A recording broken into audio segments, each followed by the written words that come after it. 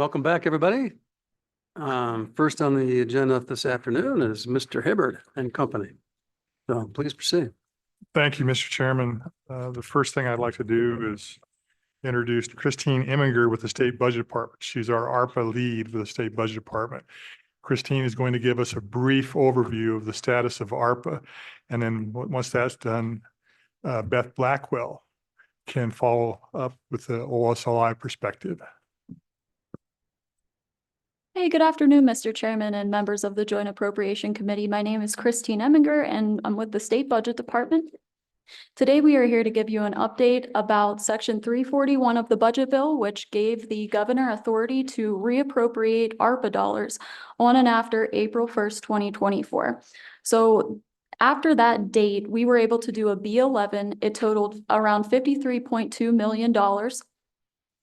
And we have that in the packet of information that we provided you today.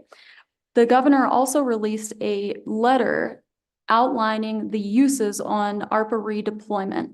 That was dated June 10th, 2024. Some of those provisions included reappropriated dollars to the Water 2 or Water 1 and Water 2 account projects so that we could redistribute some of those dollars back to Water 1 and Water 2. He also released a press release on August 19th outlining that there is an October 1 deadline to make sure that that contracts were provided to the Office of State Lands and Investments whenever it came to the approved slipboard projects for the Health and Human Services Capital Construction Program, the Water and Sewer Program, and the Local Government Program. The status of ARPA redeployment is tied to the governor's letter, and there is a link on our State Budget Department website on the homepage that documents the June 10th memo. It also identifies the dollars and the programs that ARPA redeployment funds were dispersed to, and it also provides a link to the ARPA public-facing dashboard. When it comes to the October 1st, 2024 deadline, state departments will revert unobligated, unexpended ARPA dollars. That total is around $7.3 million. And the local governments that received ARPA dollars through the SLIB board need to have their contracts in place. We have done a webinar with the Office of State Lands and Investments to talk about this with the local governments. We had around 100 participants show up. And the governor's office and the State Budget Department and state lands, we meet on a biweekly basis to ensure that any dollars that remain unobligated after October 1st are redirected towards offsetting the local match requirements that were imposed on the water and sewer infrastructure projects that were under Senate File 66, footnote 18. The redeployment will be performed on a pro rata basis to ensure that an equitable approach is across all permissible projects. The amount of match funding provided by the projects that met the October 1 deadline would be totaled, and the percentage of the total will be identified for each project. Redeployment towards the health and human service infrastructure projects is extremely high risk at this time due to the end of the COVID-19 pandemic and the specific enumerated uses listed by the U.S. Treasury guidance. Mr. Chairman, I appreciate Christine walking us through that. Just recall the testimony that we had. There was a Senate File 132, and then ultimately we had the authority for the governor for the redeployment. I just want to briefly just point out this redeployment money is going to help us with our own funds of Water 1, Water 2. That's going to come back to us. That's what the intention is largely. Now there's other categories that Christine just spoke about, but think of it this way. If we don't get it obligated, the feds will take it back. If we redeploy it, we obligate it, we can put it back into our pockets and then move forward. So maybe a project that doesn't cross the fence because we can't get it contracted in October, maybe the design and engineering is on there, it's shovel ready, and it comes back to the Water Commission. And then we're successful as a state of Wyoming. Very important. That's what our mission here is. And we discussed that. Just briefly, what I want to just point out to you is this. What's done? The B11 for $53.8 million, that's redeployed. We anticipate about $7.3, $7.6 million in other state funds that are currently not obligated for ARPA. We're working on that, making sure the same principles are followed. And lastly, we believe that there may be possibly $76 million in OSLI. We're working on that. That's no easy task. So what we're discussing here, the range is right now, $137 million. We got 53 million of it done. So less than 10% of the overall conversation. We got 10% of that done. So we're really talking somewhere in the neighborhood of maybe 5, 6, 7% of the total ARPA. I think that's pretty good, but we're not giving up. We're going to go through this process, and then it's going to help us all in the end. Thank you, Mr. Chairman. Kevin, let's go back to the OSLI piece. Talk a little bit about that. What are the issues involved with that right now? Mr. Chairman, that is a perfect segue for Beth Hey. Blackwell with OSLI. There you go. I figured. Mr. Chairman, Senator Guru. So through our office, we have been working with the entities to collect the required contracts that are executed. Currently, there are 21 local government projects with an estimated $18.2 million available that hasn't been obligated. This includes projects that may have their engineering contract in place. They don't have their construction contract in place. There are 7 projects through the water and sewer project totaling approximately $7.8 million that we haven't received the required information from. And then that leaves 32 projects totaling over 50 million that haven't provided us the required information.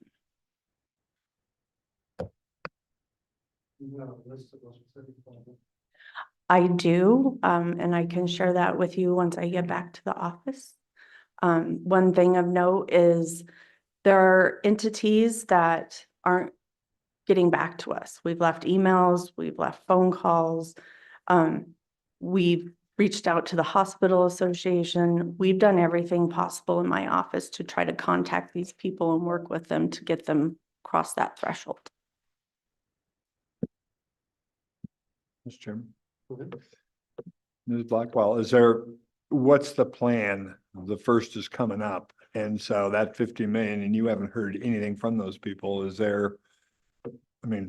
What's the next step you're all contemplating there? Right now, my office is currently reaching out to them once again, making every effort to get in contact with these individuals. If they're right there close, we can work with them. If they're waiting for their clock to tick down, we'll work with them. But if they're bidding right now, that's not something we can work with. And we do have several projects that are currently rebidding their projects because errors in bid documents or not receiving any bids the first time they bid. So, Mr. Chairman, this is not simple and it's unenviable, but we are positioning the state of Wyoming to be successful with ARPA dollars. This is our conversation that we had last session. We're laying it out. Mr. Chairman, just precursor to my question, I'd just like to say to Christine and the folks that's worked with her on ARPA, just appreciate the work and the diligence. I'm sure this has been a lazy summer for you. You know, you've done an incredible job.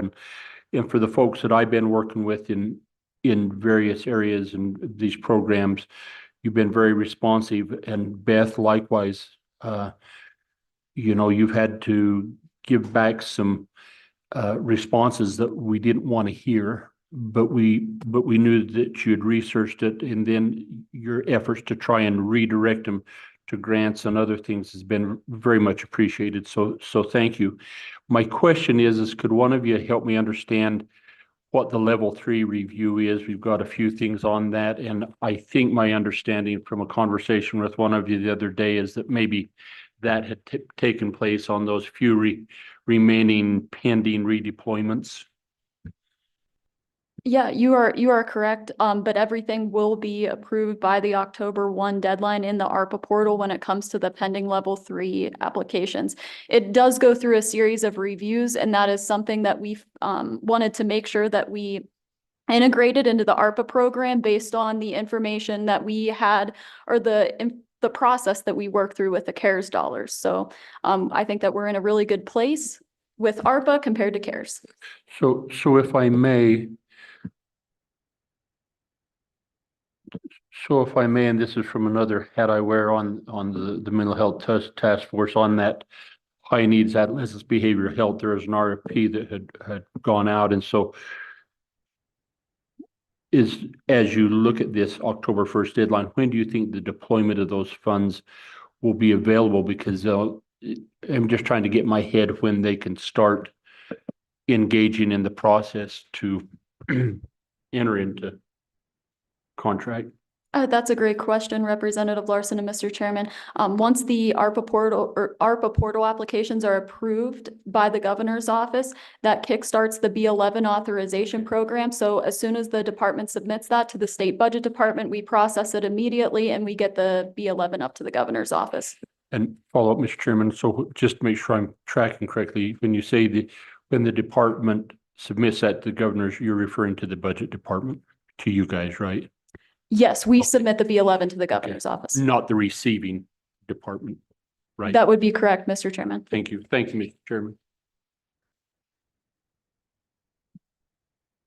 Thanks, Mr. Chairman. Kevin, so when we get the calls that we're getting from water outfits and whatever, the people that didn't get that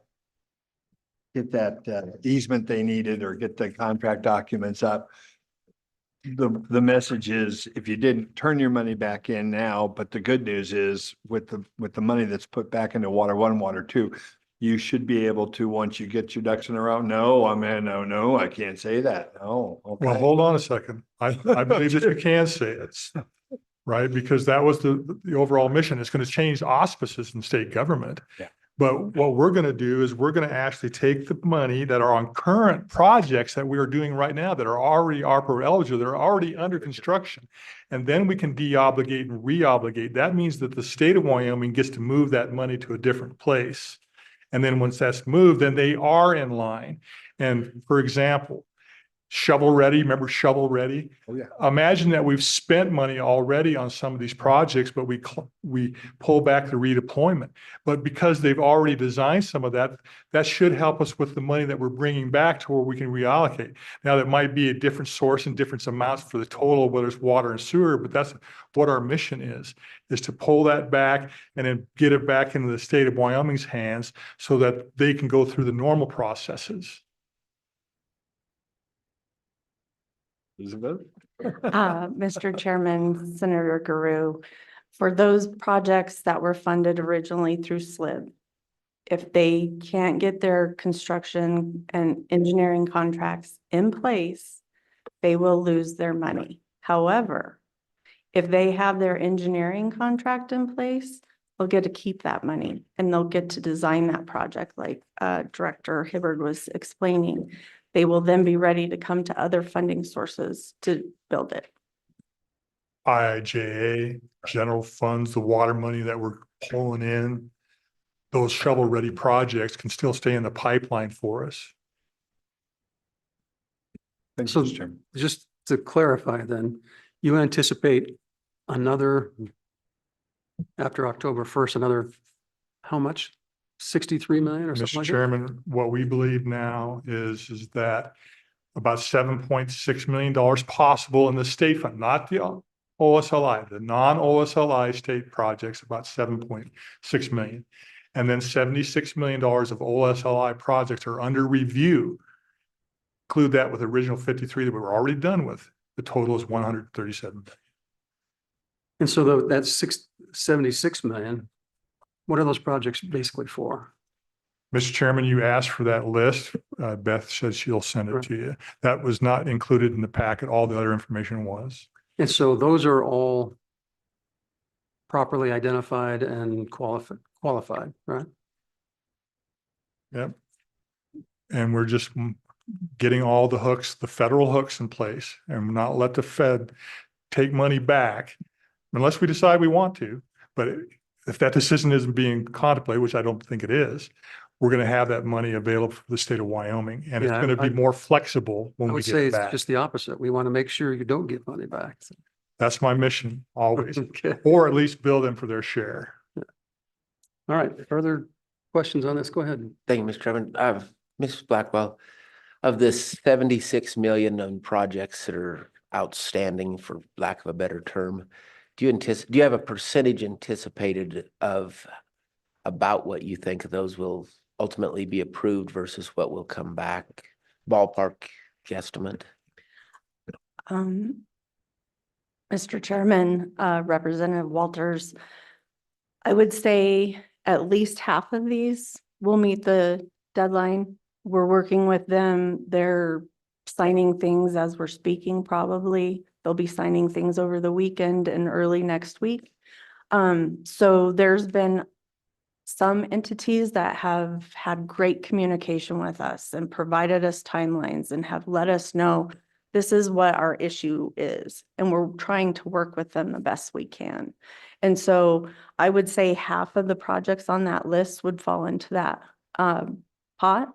I would say 10% on this list, we can't get responses from, or non-responsive to us. So I would say 10% of that for sure is probably coming back.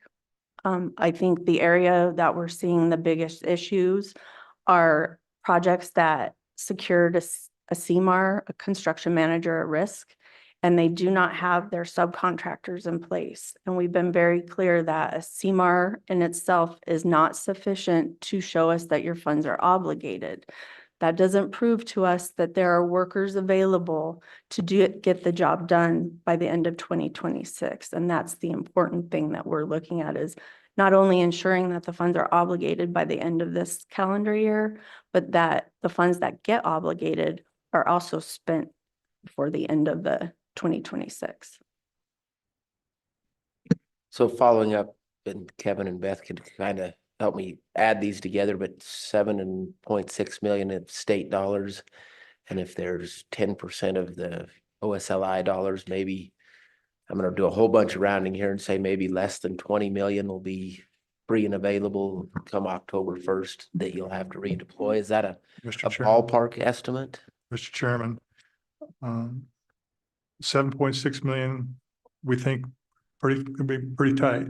We have a lot of hurdles to go overcome on the other 76 million with OSLI. It could be close to 50 or more. What right now, unresolved, we're looking at 76 million, and we've got to stay on it. We want the local governments to be successful. We want the message to be help us help you, but we're clearly identifying that what's on the table today is 137 million. So what's plan B on that 76 million? Do you have, but what's the backup? Mr. Chairman, we do have projects that we can have if we get it back and we redeploy it. We have plenty of places to redeploy those funds. And the priorities were listed in the memorandum that we provided to you.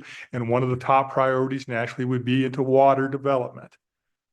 In our letter, we said in excess of 23 million for water. And then that letter breaks that down into those categories. And then we also have an opportunity for administrative funds.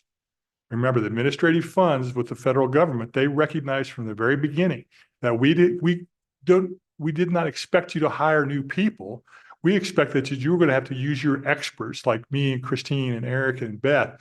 That's where that was. So there's flexibility there too. So we'll close the door on that and make sure that we do our diligence. Okay, further questions? Go ahead. Thank you, Mr. Chairman. I too want to thank you. I know this has been an arduous deal, and I have to say, money that came from the federal government, when we passed this legislation, we all agreed on one thing, is to send back as little as possible. We got this money and get it out and work and do the most good. And you guys have done a great job. And I feel bad about some of the discord I'm hearing out there, and some folks have taken this as something's being done to them. It was a heck of an opportunity. And we did everything, and you all did everything you could to try to get that money out, and everyone eyes wide open when they received it. So I'm a little bit baffled about some of the things I'm hearing now, but I know you guys are doing the best you can, and I appreciate it. So, thank you. Mr. Chairman, to wrap up. I said during the conversation when we were asking you to give us the flexibility to do the right thing for Wyoming, I said, Mike Tyson always said, your plan to fight me changes when I punch you in the nose. You guys gave us the faith and the trust to work this process. And that's where we are here today. We know there's lumps, we know there's bumps, but we're doing the best we can. And that means Wyoming. Okay. That does it for ARPA? He actually said, everybody got a plan until they get punched in the face. And General Patton said, everybody wants to fight me differently until the first shots fired. Yeah. But thank you for correcting me. So do we have any public comment on ARPA while the issue's hot? Seeing none. Okay, please proceed. Mr. Chairman, I believe the next item on our list is to talk about section 307 and section 310. If that is Yeah, go ready to ahead. go. So the first thing that I want to say is that you're going to get reports, LSO and it'll go in Appropriations Committee. There has been no approvals yet, but when they are, you're going to get those reports. I want to just make sure that we started out with that. And then we provided you the communications that have taken place on the section 310, section 307. In the very first document, you have actually the governor's executive order. And I'm just quoting portions of these letters so that we can wrap up. It says, prevent unchecked growth in positions and budgets. That's what the governor's executive order quote is. Prevent unchecked growth in positions and budgets. Pursuant to the rules that will be outlined, and we have outlined those rules, the State Budget Department and A&I. Reviewed and approved by the governor is in that as well. The second letter that I provided you, or documentation, was a letter from the Chief of Staff. And I quote that, the governor anticipates that the need for changes to the budget to be minimal, recognizing emergency and unanticipated events. That's the Chief of Staff support. Number 3, Director Bach and Director Hibbert prepare to submit budget exceptions. Prepare to submit budget exceptions.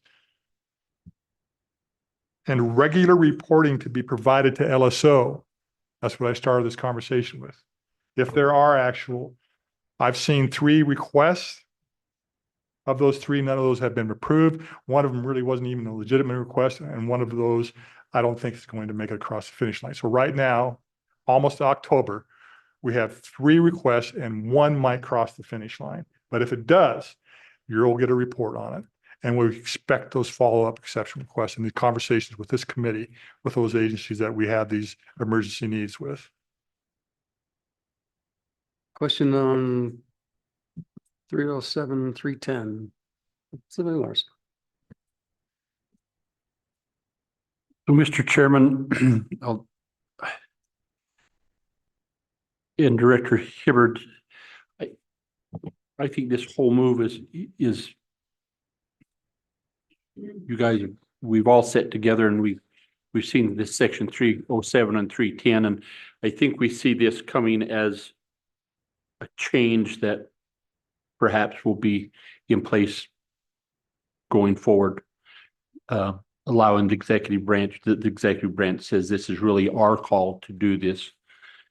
My question is, I read this stuff and I appreciate you're saying that there are going to be rules, but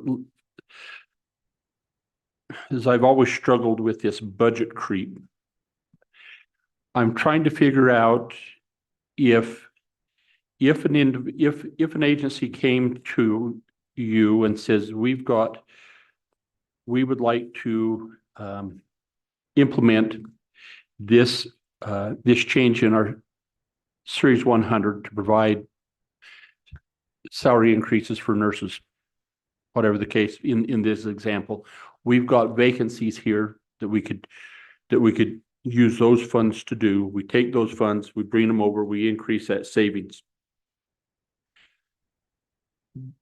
Then is the expectation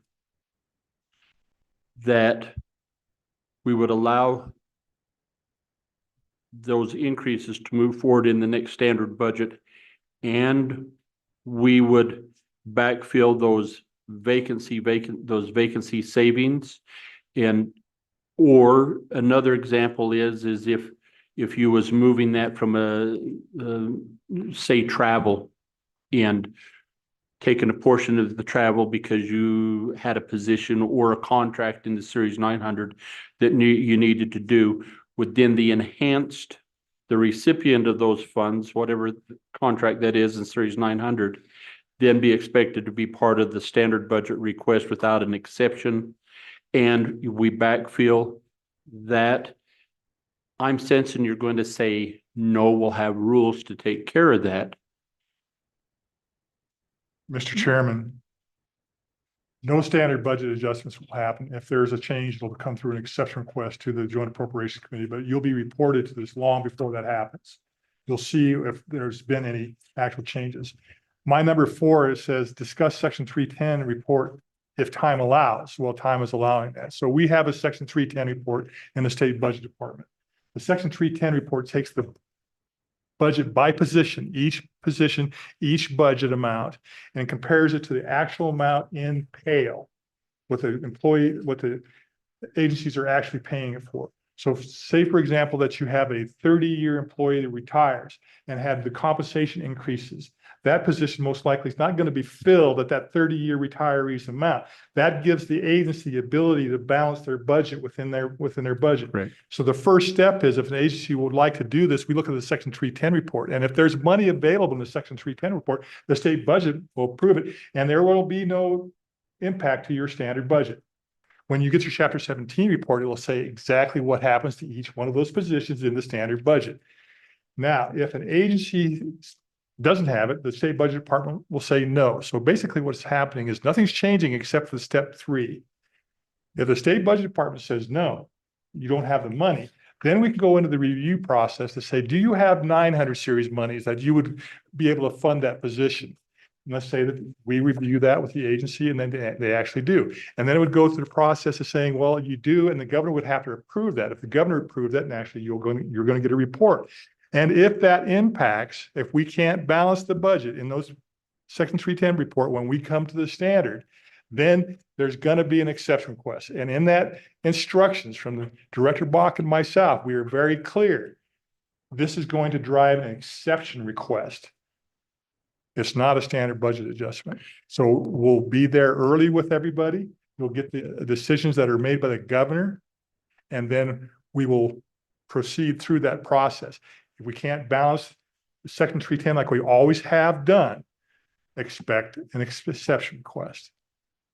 And hopefully I got everything there. So,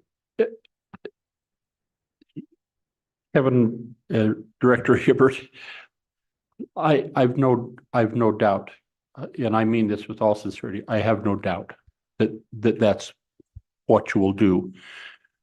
But the old saying, good fences make good neighbors, there's nothing there that requires you to do that. Am I correct in that? Mr. Chairman, the requirement of us to do this is the faith for us to be able to do this in the future. We fail you on this, we'll expect never to see the opportunity again. Well, in follow-up, Mr. Chairman, and we don't want you to fail. We don't either. We, in all sincerity, don't want you to fail. So is there value in contemplating some sideboards there that we could put into place legislatively that then gives direction that's putting that fence up, that says to this limit they can be replaced? Or how do we do that so when Kevin Hibbert's dead and gone, that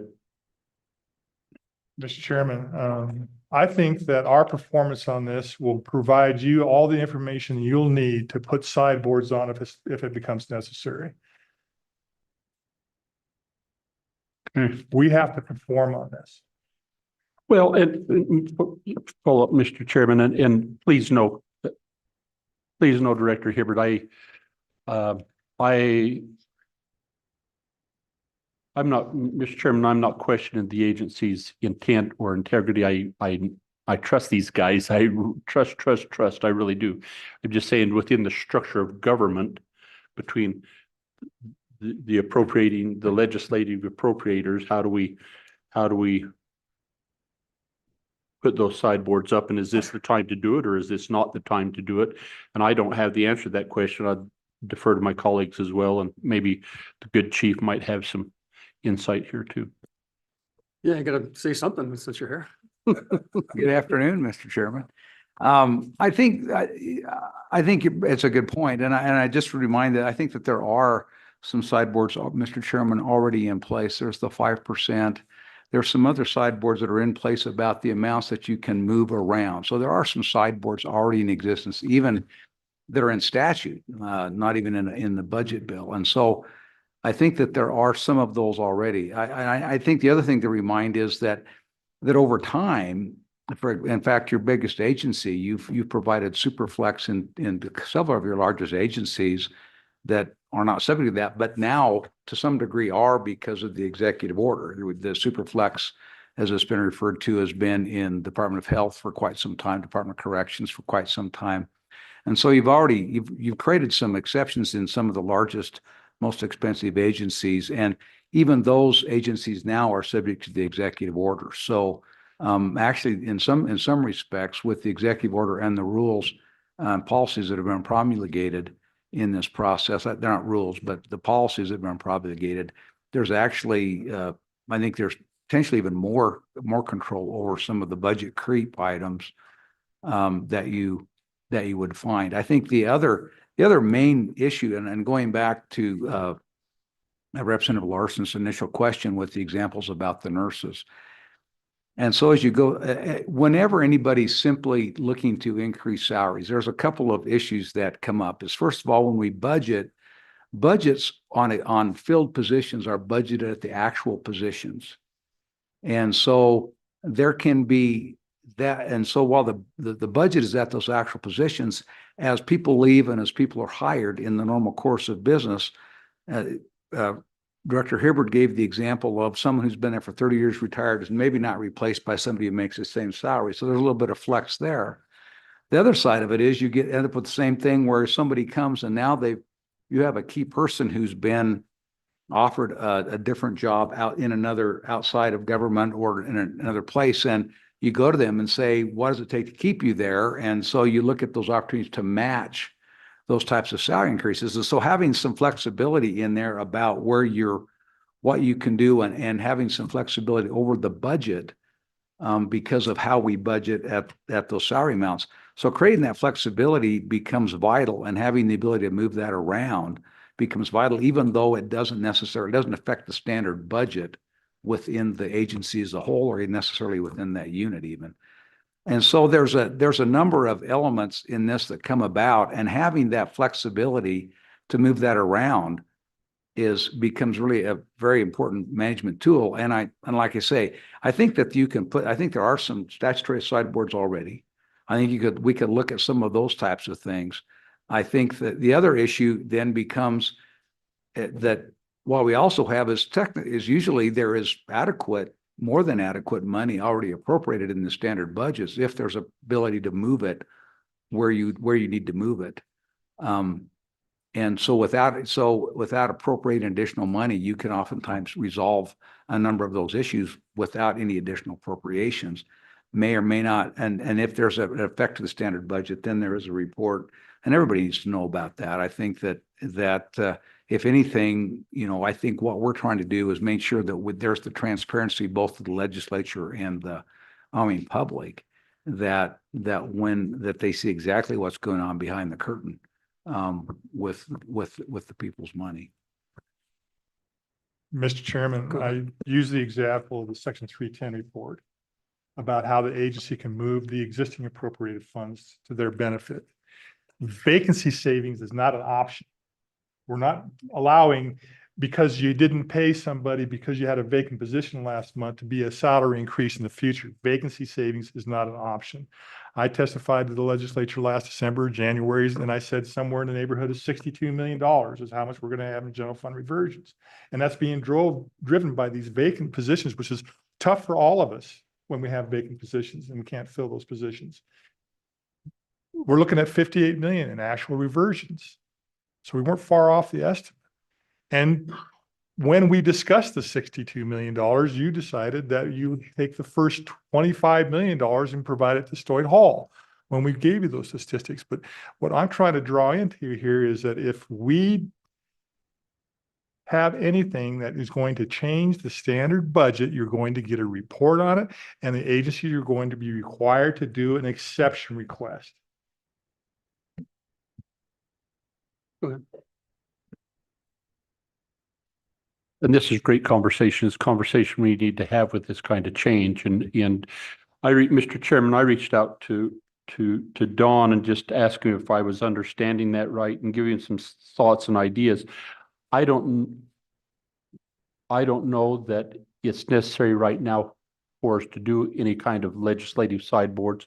I provided a memo that I had him craft for me. For the rest of it, we will share it with Kevin, with you and Chief and Erica as well.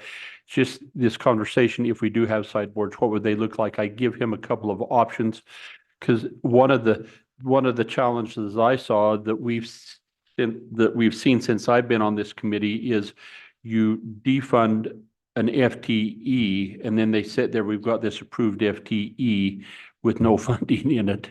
And we've cleaned that up largely over the years. We've cleaned that up but do we do a legislative change that says that automatically happens? That if you take away from a position to the point that they're not funded, does it happen? So I think it's a conversation that is worth, the reason I brought it up today is I think it's worth considering, and we think about, and don't want to, it's not a retaliatory, just is this something that's warranted or needed, and look forward for the future conversation, Mr. Chairman. Mr. Chairman, we were uncomfortable about defunding a position and reallocating as well. We've set a policy in place that you can't go below 90%. And that has been being enforced just as strong by ANI and NIHR and the state budget department. We recognize that. So greatly appreciated the effort that we're having in this conversation so we can meet our objectives. Okay, any other comments on this issue? And we appreciate you asking Don for this. It's, it'll come back up in a. We have Don sharing that with Kevin, the chief. Mr. Chairman. Go ahead. Thank you, Mr. Chairman. I appreciate it too. We've been, those of us, some of us who've been here for a little while, we've been through this, and as well as I do, when these things, this type of situations where these little floating deals start out, if we don't stay on top of it, we hear about it over the transom, under the door.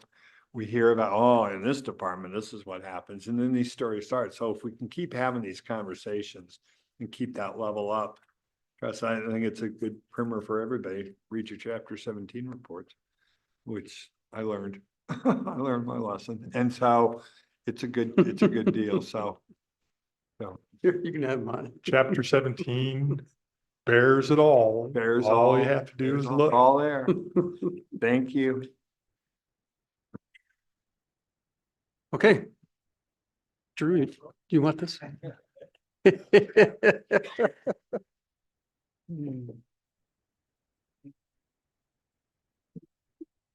Okay. Now let's have some fun. So who's going to present on the gaming bills? Is that Tamara? It's your lucky day again.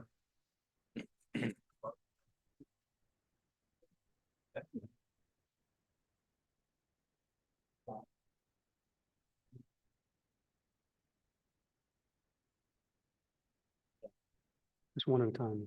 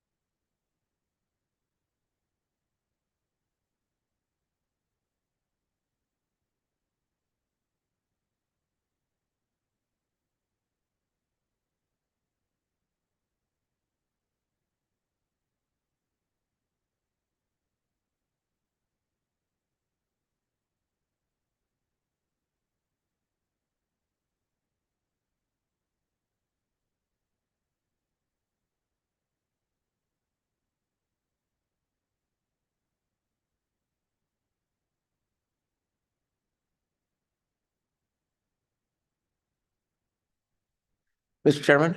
Please. Okay, thank you, Mr. Chairman. Before us committee, we're gonna have a series of bills on gaming.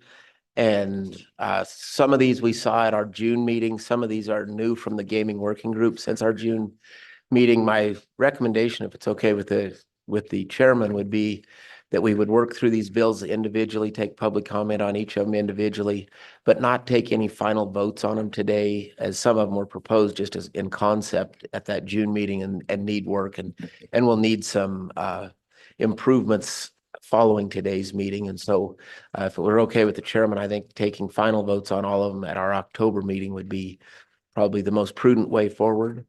And then, as I said, I think it'd be good if we would work them one at a time so that members of the public knew exactly which bill we were taking public comment on, which issue we were taking public comment on, and what we were doing at that time, as opposed. And so that would mean we'd ask Councilor Ravalli to present one, we'd work it, then she would present the next, and that's how we'd proceed through the afternoon, if that's okay, Mr. Chairman.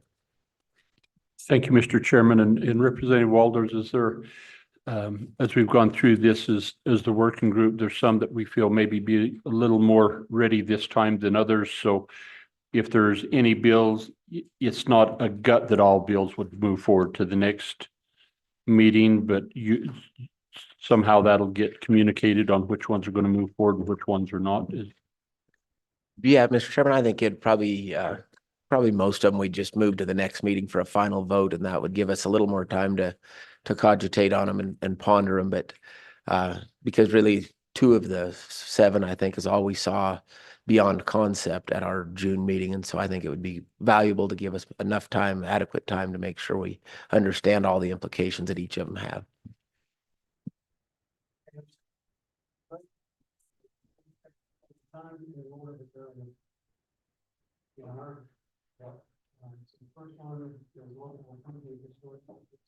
Turn your mic on. Oh, you're not close enough. Yep. So, go ahead, Tamara. 25 LSO 0051 up on to working draft 0.8, local approval for historic horse rating permitting. This bill draft was before you in A form at the prior meeting in June. At that time, the bill draft just contemplated involving city and towns in approval for simulcasting and Paramutual permits. You heard a lot of testimony at that meeting, and you also received recommended draft language from the Wyoming County Commissioners Association. And so the request from the Appropriations Committee was to have the working group combine those efforts and to come back with another bill draft. And so that's what this bill draft does. It would allow local governments, including city, towns, and counties, to impose conditions and revoke approval for historic horse racing. And this bill draft is limited to historic horse racing. It breaks it off from simulcasting and from Paramutual events generally, in order to just work and make things different provisions for historic horse racing. It would mandate that historic horse racing machines be approved by the city, town, or county where the machines are located, and allow the local governments to impose conditions and revoke permits under specified circumstances. And then would you like me to go into more detail page by page? I don't know that we need to on this particular bill. So Mr. Chairman. go ahead. Mr. Chairman, yeah, thank you. So in essence, if I want to put historic horse racing machines in a community, that has to have the municipality's permission to do so. And if I want to have it in the county, it has to have the commission's permission to do so, correct? Representative Larson, the county commission's authority, yes. Either or both would need the gaming commission's permit. Right. Local jurisdiction. And is there a renewal process? Chairman, yes, this bill draft does also get into the renewal process and continue to allow local governments to grant that renewal of approval, to continue to approve, and envisions they could revoke approval under certain circumstances. Which are? Let's jump to the bill for that. On page 6, this is a city, town, or county. The applicable city, town, or county shall revoke its approval on line 17 if the holder of the permit fails to actually open their historic horse racing machine location within 1 year, although for a showing of good cause, they can extend that by another 1 year. Or on page 7, subparagraph 9, shall have the right to revoke its approval or deny a renewal of approval for only the following conditions. A breach by the holder of the permit of any conditions that were imposed by the local government that is not cured within 10 business days. A determination by the city, town, or county or commission that the holder of the permit has violated Wyoming law. Or C, on page 8, the welfare of the people residing in the immediate vicinity of the permitted premises is adversely and seriously affected.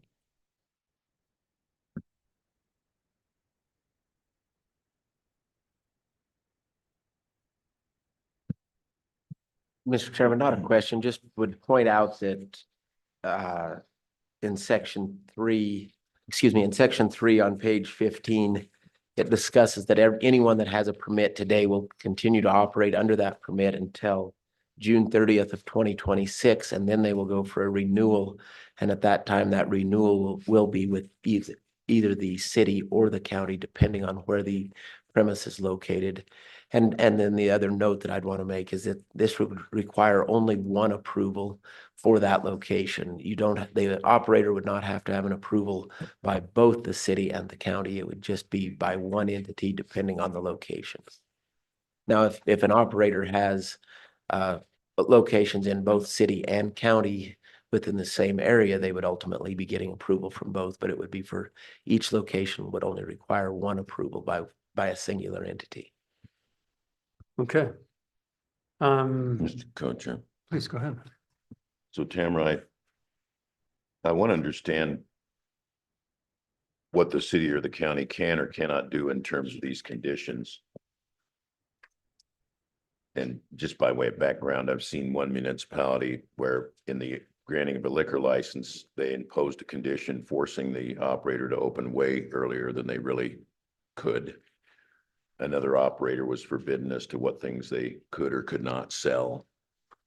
And so I've just seen some of these local authorities go a little bit astray.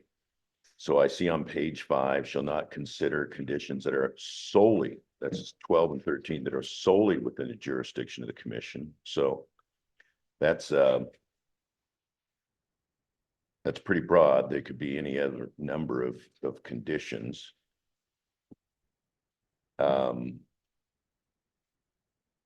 just curious why we wouldn't prohibit them from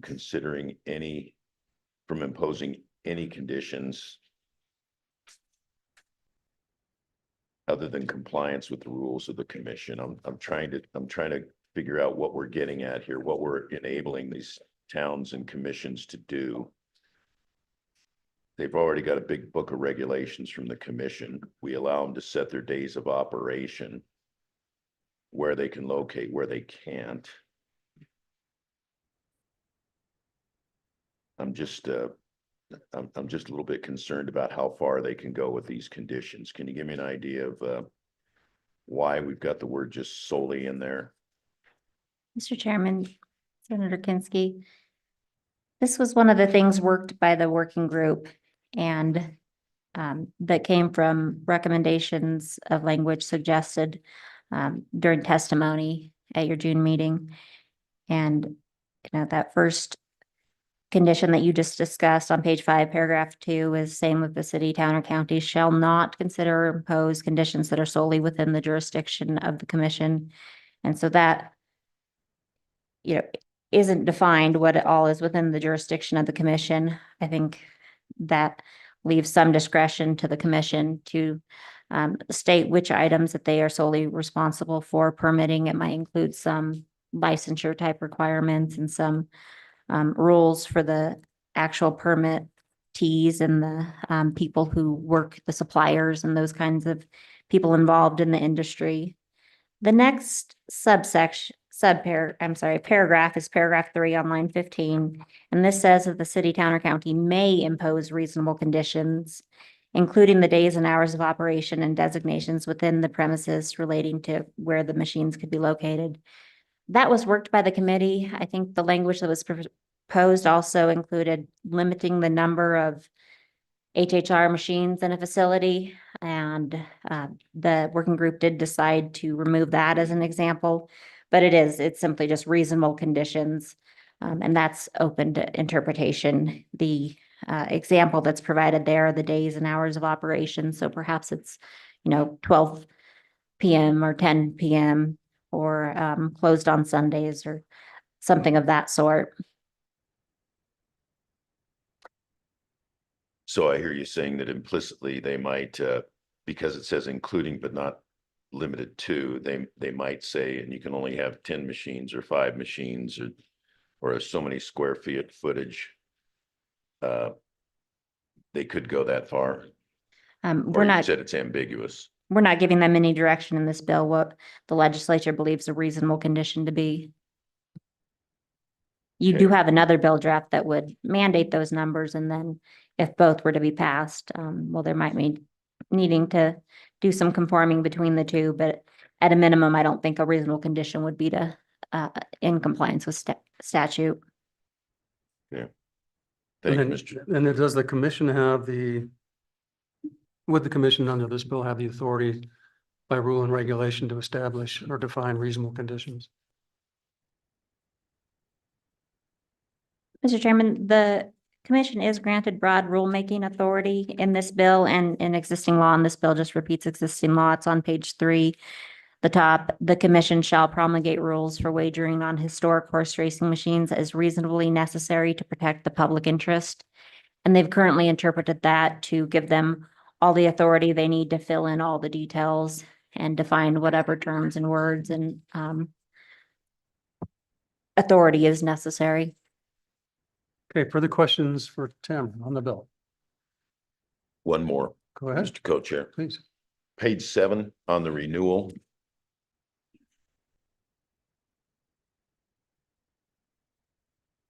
I don't think on the renewal they can impose new conditions, can they? The conditions for revocation and renewal are limited to those at the original approval, or when they come up for renewal, can they start imposing new and different conditions? Right. Mr. Chairman, I think that they could impose new conditions on a renewal. On page 5, lines 4 through 6, subsection G says, with respect to approval and renewal of approval, the applicable city, town, or county may impose reasonable conditions. And that would only make sense if an issue arises during the 3-year period, or whatever that period is going to be. And the city or county wants to address it, they need to be able to address it. So. Okay, further questions?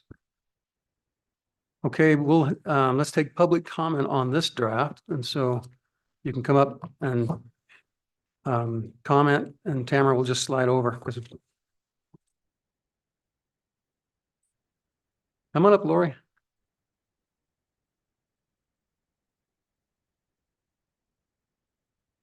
Mr. Chairman, members of the committee, Lori Urbakite with Wyoming Horse Racing LLC, and we do have comments. This bill, we believe in the concept. We absolutely do. We go to all of our counties and the municipalities that we're located in and have these conversations. We recently anticipated adding a new OTB in another community. We went to that mayor and their city council and had conversations with them.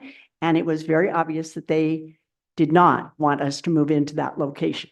So we pulled it out. We pulled out and moved on. We did not go around their back and go to the county commission and ask for approval. We simply walked away. We want to be welcome in the communities that we're in. And we certainly agree that the municipalities should have the same type of say as the county commissioner, as the county commissioners do at this juncture. So we appreciate the concept, but we have some specific issues with this bill. And if we start to page 5, lines 15 through 18, and that talks about what the municipalities may do. The days and hours of operations and the configuration of the floor plan of the OTBs, that is all permitted through the Gaming Commission currently. We have to submit a floor plan to the Gaming Commission for that information. Lines 20 through 21 on that same page. Let me flip to that page. Mr. Co-Chair, what about hours of operation? Does the Gaming Commission set that? We have that in our application, and when they approve our application, we have told them what hours and days of operation we would be in business. So that could potentially be changed by the city or town, or the concern is you don't That is know? the concern. We don't know. Okay. So then again, on page 5, lines 20 through 21, where they talk about may modify any reasonable condition of approval upon showing of good cause. We just question that of good cause. What does that mean? We like the more specific language that if we've broken a law, yeah, then fine. Then on page 11, lines 1 through 8, and actually it starts on page 10. It talks about a steward being present at each OTB. Stewards are the referees kind of for the horse racing, for the live racing. There are no horses, live horses in any of our OTBs. So we're not real clear why you would want to add 40 new employees to be at every OTB across the state. I think that was a drafting error. I would suggest you just take that whole section out. We don't need stewards in the OTBs. Could be a paper one, Pardon me? could be a stick one. We could have just a picture one in there. I just don't know what they're going to do. Sit and watch people gamble, I guess. I don't know. It's not gambling, it's a game of skill. Gaming, it's a game of skill. I am so sorry. Thank you, Mr. Co-Chair, for correcting me. So those are the main, we think that we would love to continue to work on this bill because we do believe that the municipalities should have a seat at the table. Absolutely. And we have no problem putting that in statute. We have agreed with county commissioners to certain terms that quite frankly is not required under current law, but we have agreed to those terms. And so have the other operators in many instances, because we want to be welcome in those communities. We do not want to force our way in. So those are our comments. Again, we support the concept. We'd love to keep working on this bill and moving it forward. Okay, other public comments? Mr. Co-Chair, Go ahead. I guess when you say continue working on it, I'd welcome from you to see some proposed draft amendments. My concern is I've been on both sides of this. I've been on the city council and I've been where I've had a business where some councilman decides they've got a jihad and they're going to try and write it to grab enough press that maybe they can become mayor or some darn thing. And they find some convenient target and all of a sudden you've got a business where they don't know whether they're going to be able to stay open or not. And so I'd like to see more sideboards on this. I think this is just way too broad in terms of the conditions that they potentially could impose.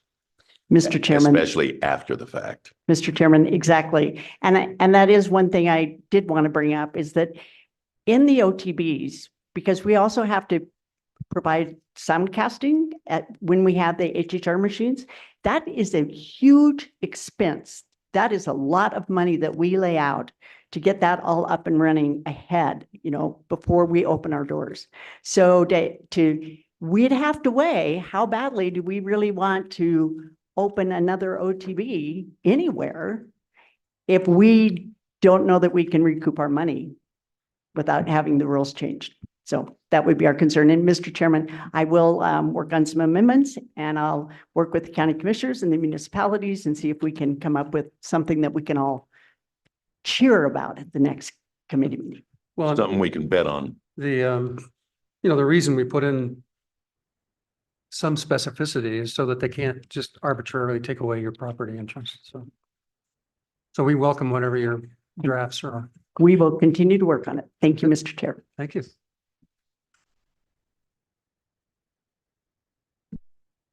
Chairman, Good afternoon, Mr. Chairman, members of the committee. I'm Jeremiah Riemann here on behalf of the County Commissioners Association.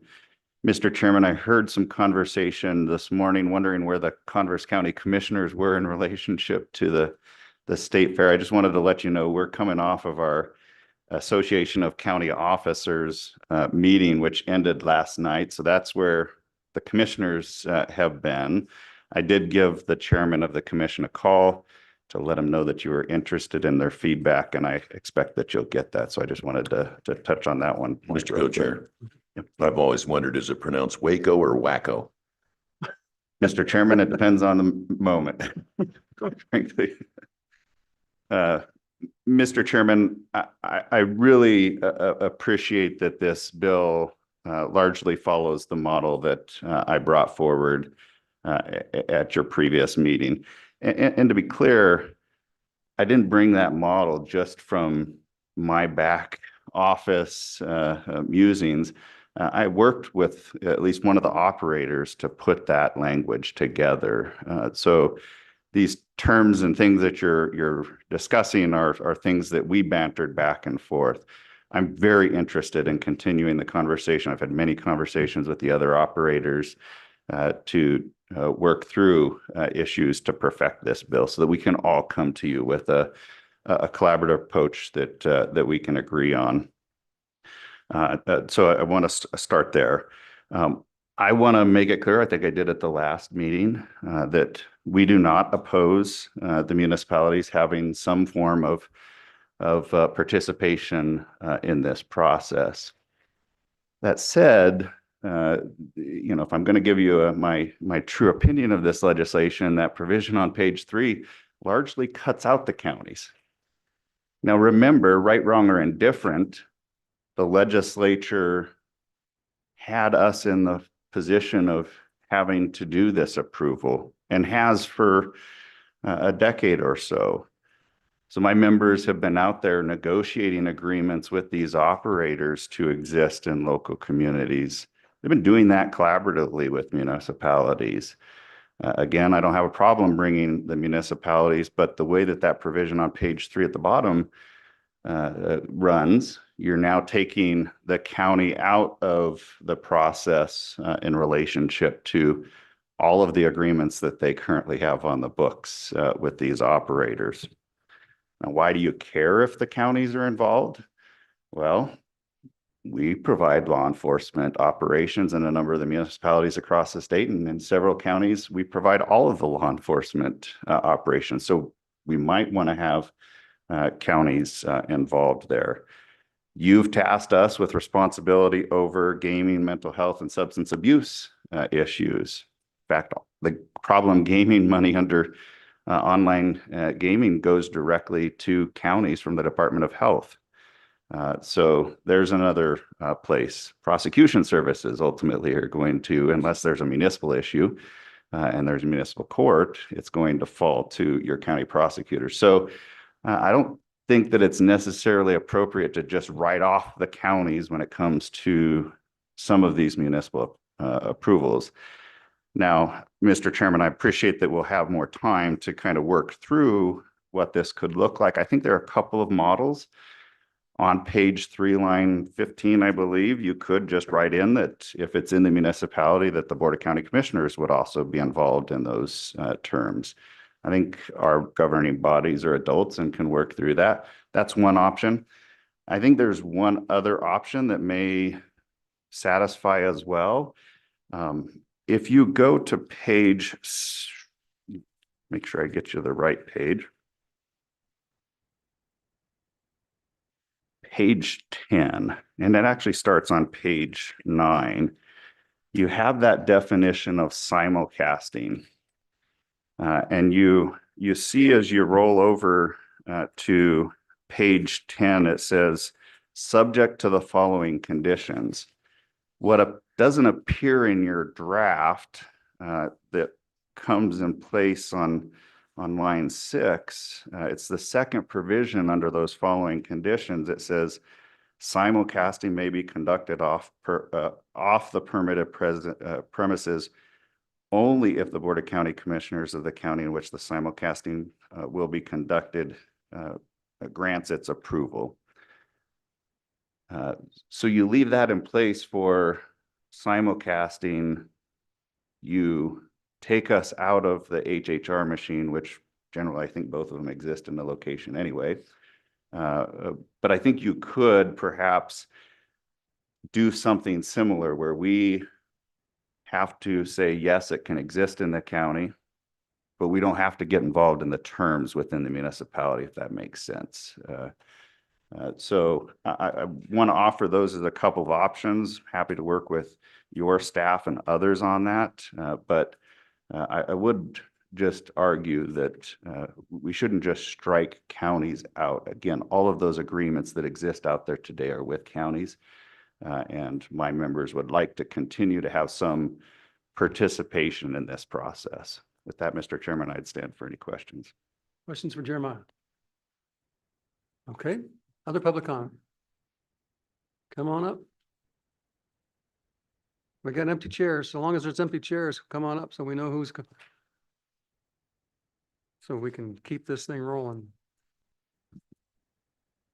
Mr. Oh. Chairman, members of the committee, my name is Ashley Harpstreet, and I'm the new Executive Director for Wyoming Association of Municipalities. WAM is a 501c6 private nonprofit association that provides educational resources to our 99 municipalities. Since 1967, WAM's mission is to advocate for cities and towns' common interest in that WAM supports policy that allows local decision-making. And that's going to be held closest to the 68% of the people that live within the municipal borders.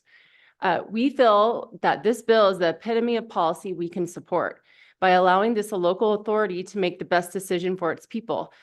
We are here to work together, however we can best serve you to make this legislation become a reality. So thank you. You bet. Bob, go ahead. Mr. Chairman, I have nothing to add. Shocked. Okay, any questions for WAMs? Okay, thank you for testimony. Anybody else? Come on up.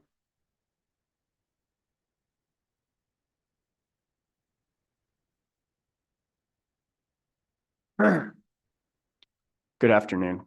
Kyle Ridgway. I'm the president of 307 Horse Racing. We worked with the County Commissioners Association for a number of years at this point in terms of getting this legislation to here, and there've been some changes to it, but I have a number of comments. My biggest overarching one is, I am maybe one of the few people that has personally gone through what the existing process is in nearly every county where an OTB exists. So let's remember a few things, that in every place we go, we have to work through zoning with the municipality. We then work with the county to get a resolution. The biggest issue with the county resolutions is that there is no statutory standard language for what that resolution should say. So one of the things that this bill would intend to resolve is to explain what the resolution says and what rights the county as the permitting agency has to review. And we looked at liquor licensing as a model for that. My concern about the adjustment is not that the cities shouldn't have say. It's in the way the grandfathering works in this existing statutory framework as drafted in this bill. It's problematic for an operator because we have to now go get in compliance.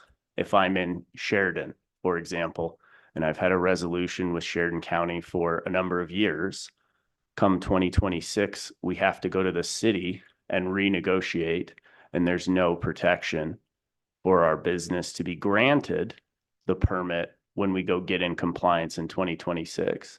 So I think the intention is that when we all go get in compliance for whatever this standard statutory framework is, there should be a really good reason for us to be denied if we come back, because these businesses already exist.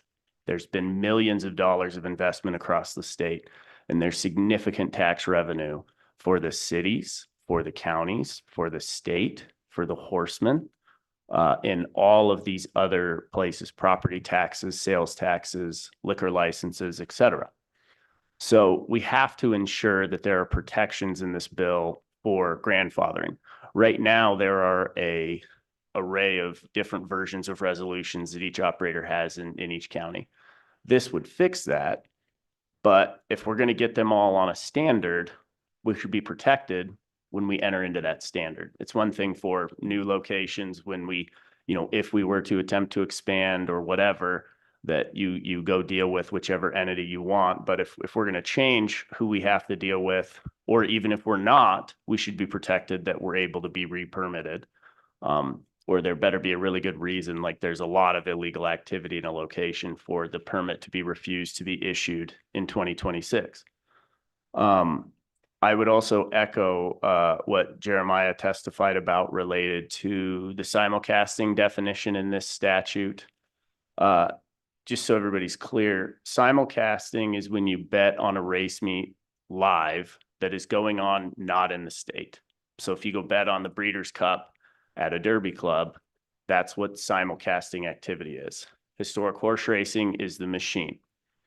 The way the bill is currently drafted, we would go to two different regulatory bodies. If I'm in the city of Sheridan, I'd go to Sheridan County for a simulcast permit.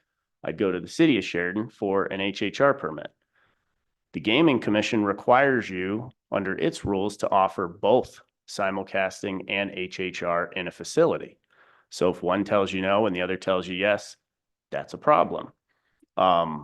So stripping HHR out of the definition of simulcasting creates issues because when we apply for our licensure at the State Gaming Commission, we apply for both a simulcast. It's just a simulcasting permit that covers HHR and simulcasting.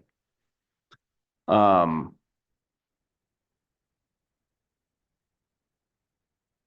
think those are the main points of feedback that I have based on the discussion. And we're also willing to, work with Wyoming Horse Racing and the other operators to send you some additional amendments. But those are the biggest picture issues in my mind from a business owner and operator perspective of how, as put together, this would affect us.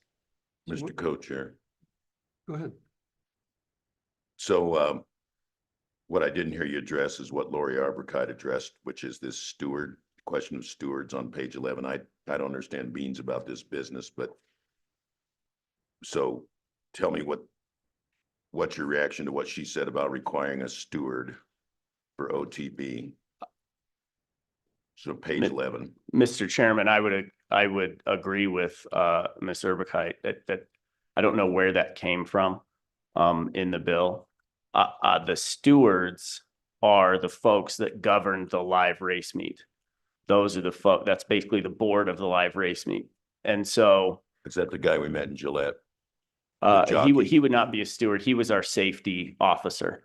The stewards are a group of 3 people that are retained by the Gaming Commission to supervise the race meet. Okay. And so that's who we report to if we have to cancel a race day, if there's an issue, if they have to officiate, they officiate the race meet. So they help determine results if there's a dispute, those kinds of things. They supervise a live race meet. So essentially what you'd be doing in this is having, I believe they'd be employees of the Gaming Commission standing in every OTB at all times, which doesn't currently exist. So I don't think it says that. It says that a steward will be assigned to a location for monitoring purposes. And so it's not envisioning a person live at a location all the time. It's not the intent of the language. Mr. Chairman, understood. I didn't write the language, so I don't know or understand what is trying to be accomplished there unless what we're saying is somebody at the Gaming Commission's got to watch the cameras of every single OTB. I guess that's a budget issue for you all as much as anything else. We, have employees in our facilities at all times. They are security camera. The camera feeds go to the Gaming Commission. If you go to the Gaming Commission and meet with Charlie or Nick or anybody there, they can show you that they can pull the cameras up at every facility now. So I don't have a comment on that necessarily because I'm not sure I fully understand what's trying to be accomplished, but we could give feedback on that through conversation, here or at any other time. Okay. Go ahead.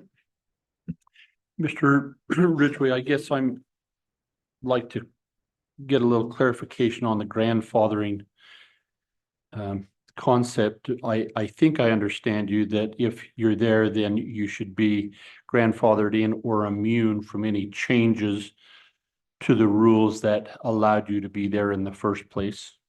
Is that fair? Mr. Chairman, through you, Representative Larson, I think the intent was to get everybody on a resolution that was essentially the same. But, you know, you can't be denied when you get to 2026. So it's not clear how the grandfather would work here. I'm not saying that if somebody has a blanket approval in a county that should stay for forever, amen. I think the intent of what we worked on in one of the original versions of this was to say there's basically a date where everybody's got to go and get on this new process. And then that process has due process rights associated with it.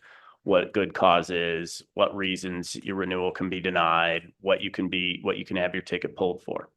So I would say, you know, my interpretation of the bill as it's written is we all get in compliance with this new framework. My issue is there's a lack of protection for somebody like in Campbell County. Our resolution doesn't have a time period on it. So if I have to go back by 2026, and now I've got to go talk to the city of Gillette instead of Campbell County, and they say, no, we don't want it now. What do I do when I have millions of dollars invested in a facility? Follow up, Mr. Chairman. But I think that is a little bit of the world any business lives in within a community. That the community may come in and pass a resolution that you may feel is contrary to the way you function. It might be a change in how you handle food if you're a food restaurant, or conditions at a motel or parking, and you say, whoa, I've been here for 30 years. Now you're changing this, and I've got millions of dollars invested. And so so I don't think that that's an unusual thing for businesses to, if they want to be there, to have to change. Would you agree, or am I missing the boat here? Mr. Chairman, through you, Representative Larson, I understand what you're saying. I guess my point is there's a difference between not being able to have the business at all and complying with reasonable regulations. So like having to go through a renewal process like liquor license holders for, in my opinion, makes sense, right? You have this conversation with the community every so often. You have feedback. If there's issues, you can address those issues. Conditions can be imposed. I'm not necessarily talking about that, and there's good case law on, you know, how conditions can be imposed and what due process rights are when that occurs. I'm talking about the situation where you go in 2026, if we fail to obtain a permit from a city, town, or county. I'm reading from page 15, subsection B. On and after July 1st, 2026, if the holder of the permit fails to obtain a historic horse racing machine permit from the Gaming Commission or approval from the city, town, or county is applicable, then the Gaming Commission shall revoke the authority of the permittee to conduct historic horse racing or simulcast events that have previously occurred. That implies closure. If the city says no, and there's not a standard in here for an existing operator, when you go to have this conversation before 2026 for the review to occur, especially if you're dealing with a new regulatory body, if it's in the form of the city instead of the county. Well, there is a standard. That's what page 5 is. It creates standards.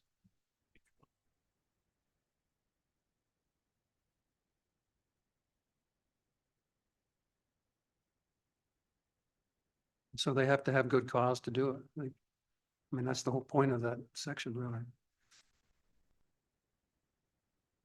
And so I guess what you're suggesting is that we tighten up or strengthen the conditions that are on page 5.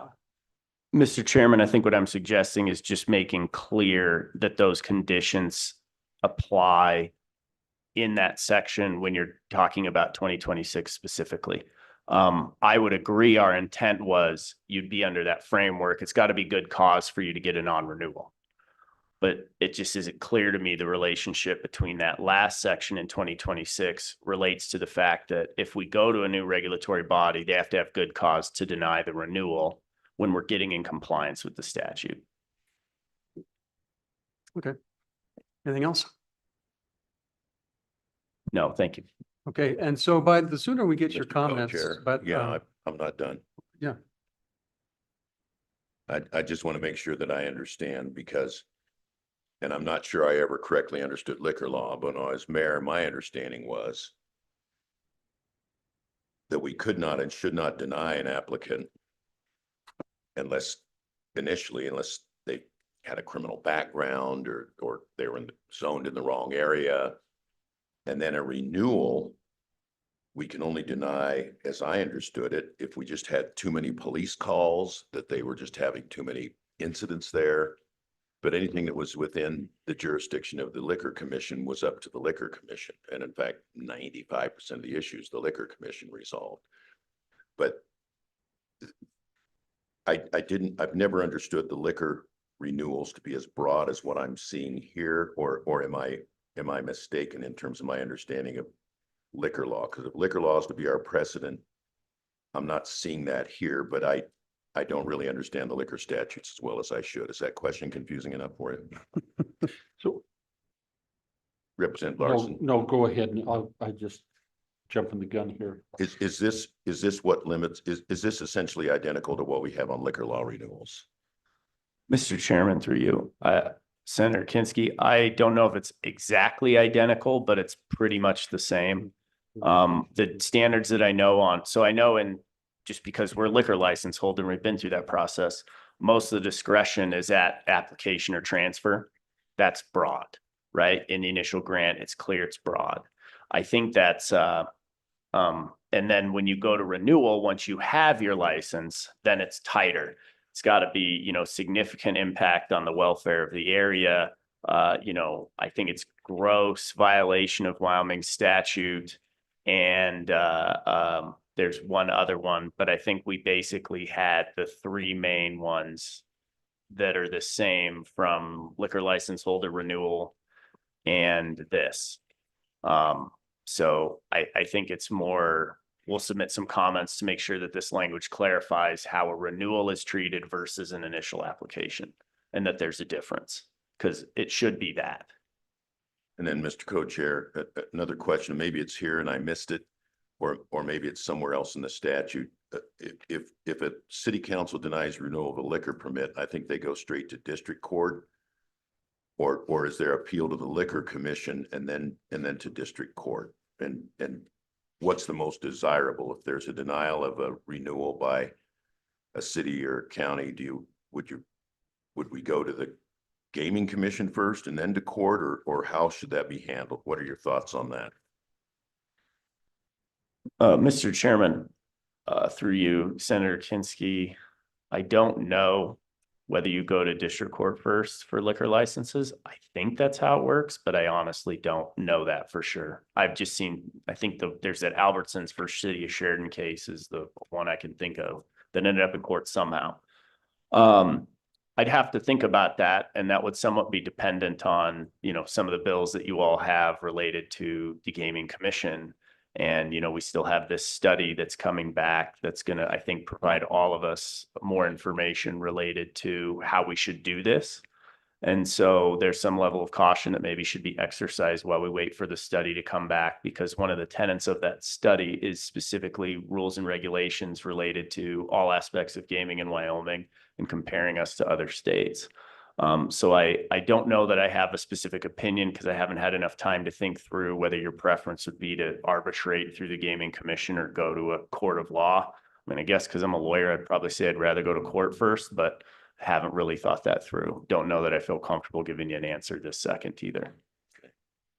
Thank you, Well, Mr. Co-Chair. I don't think a gaming commission would work, because they don't have authority over a city or county. Okay. All right, anything else? Okay. Thanks, Kyle. Next, anybody else?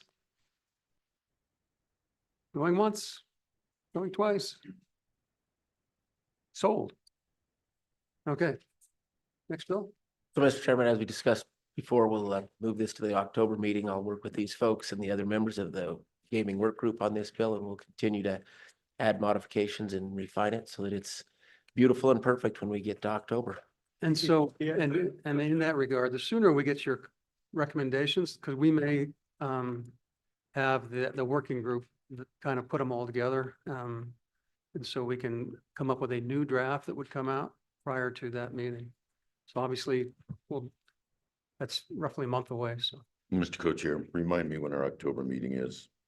So Halloween, 30th, yeah, 30. and it's Tamara's the ones that gets put, We're going to require costumes at that meeting. and Tamara's the one that really gets put under the pressure there, because it's nice to get it sooner rather than later, but Yeah. it's just Tamara. So I don't know, the sooner we get them, Okay, I'm with you, the sooner we get it, the better. Thank you. next. That was the first of 7 bills you have on this topic. The second is 25 Is that a LSO, pun?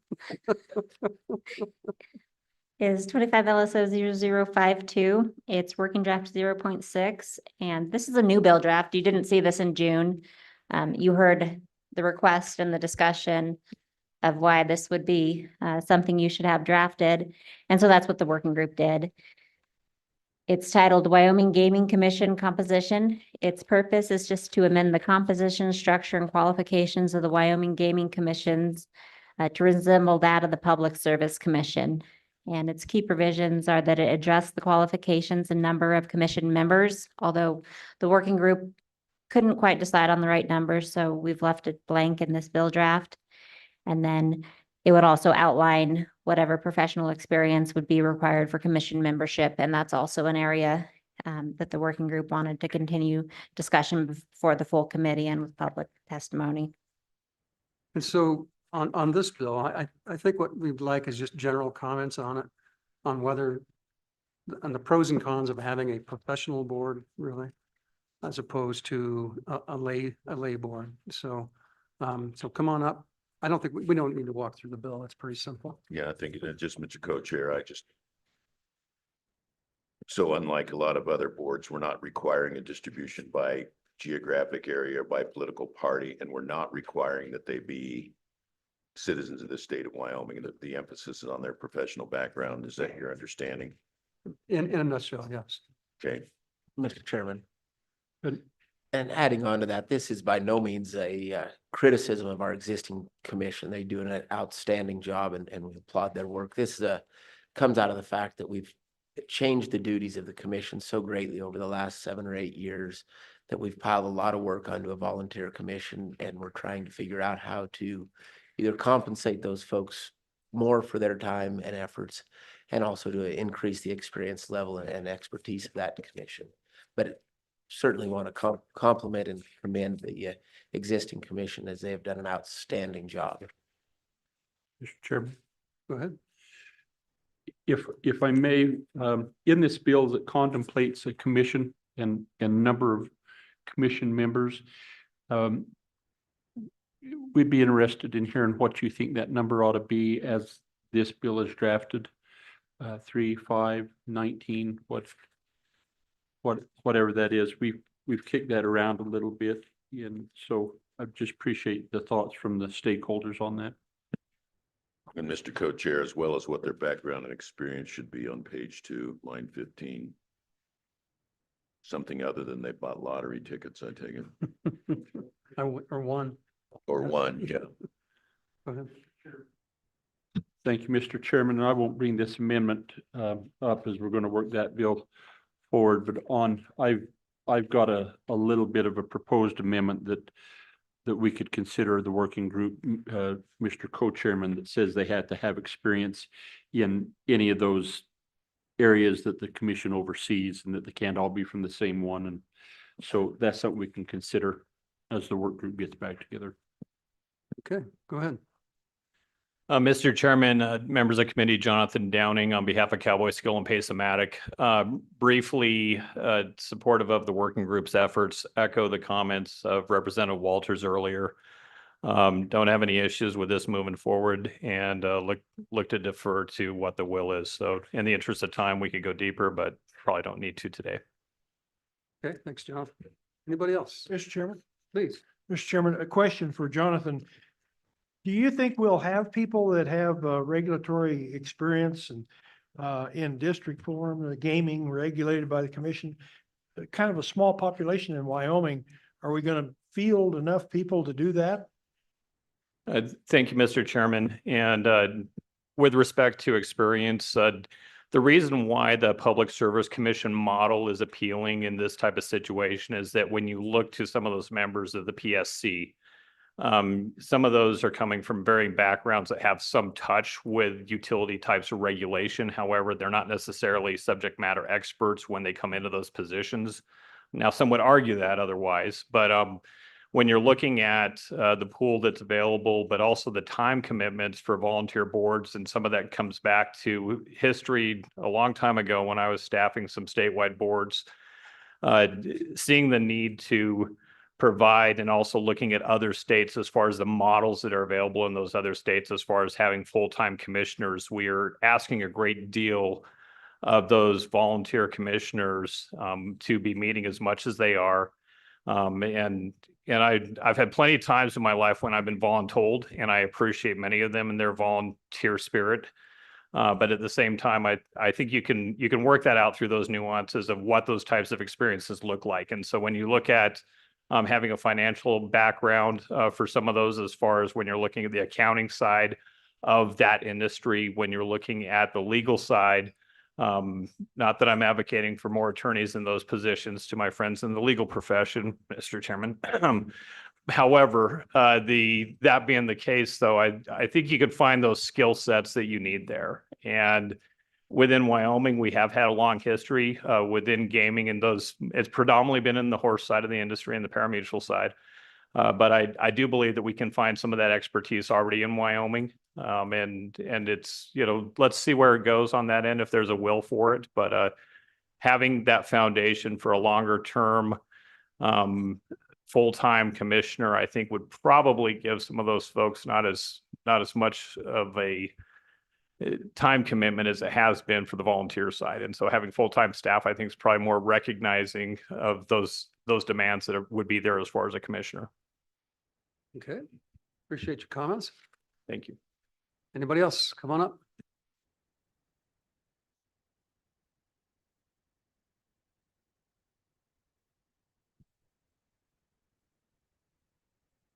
Welcome. How are you today? Good afternoon, Chairman and committee members. My name is Clint Wagon, and I'm the current compliance officer for the Eastern Shoshone Tribe in their gaming agency. And so I come, I guess, before everybody in this committee. I know that we probably need to reach out also to other committees as well as the governor, because I think this bill has brought to light to have a reminder that the Shoshone Tribe is the only tribe in Wyoming that has a gaming compact with the state.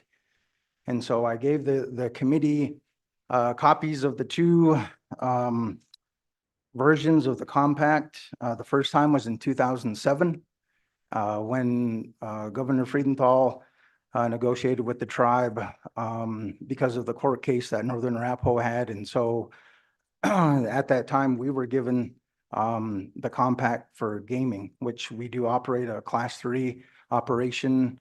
And the casino is the Shoshone Rose Casino Hotel, just north of Lander currently. And so coming today, giving a little testimony, because again, I've been watching the committees on the state side with the appropriations, as well as the travel, cultural, and other committees especially on gaming, because I think that I've also been following the Gaming Commission's meetings as well over the past, probably the conception when they started. And so for us today, it's an important discussion, because I think that when you look at the second compact, because at the time with my other hat, I was the former chairman of, co-chairman at that time when we did the second compact in 2015.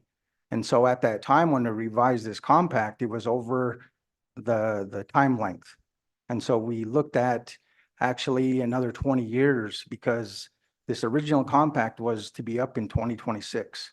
And so when we went back to Governor Meade at that time, that's what we asked for, was an extension of the time. And so I just wanted to have a reminder, because I know that it hasn't been a discussion when you look at the compacts that are out there. And I know that when we look at this position in this particular bill, because we do have some invested interest, especially with this compact, because it's an agreement with the state, whether it's the legislature, whether it's the governor's office. And so I just wanted to come and kind of revisit this discussion, because in 15, we knew that when we looked at our bigger portion of the casino, because we started in 2008 with a small satellite, and now we, obviously have a little bigger one. But at that time, when we looked at this negotiation of the compact, we wanted to be something that was fair with compromising on both sides, because we knew economic development is still important to the state as well as the tribe.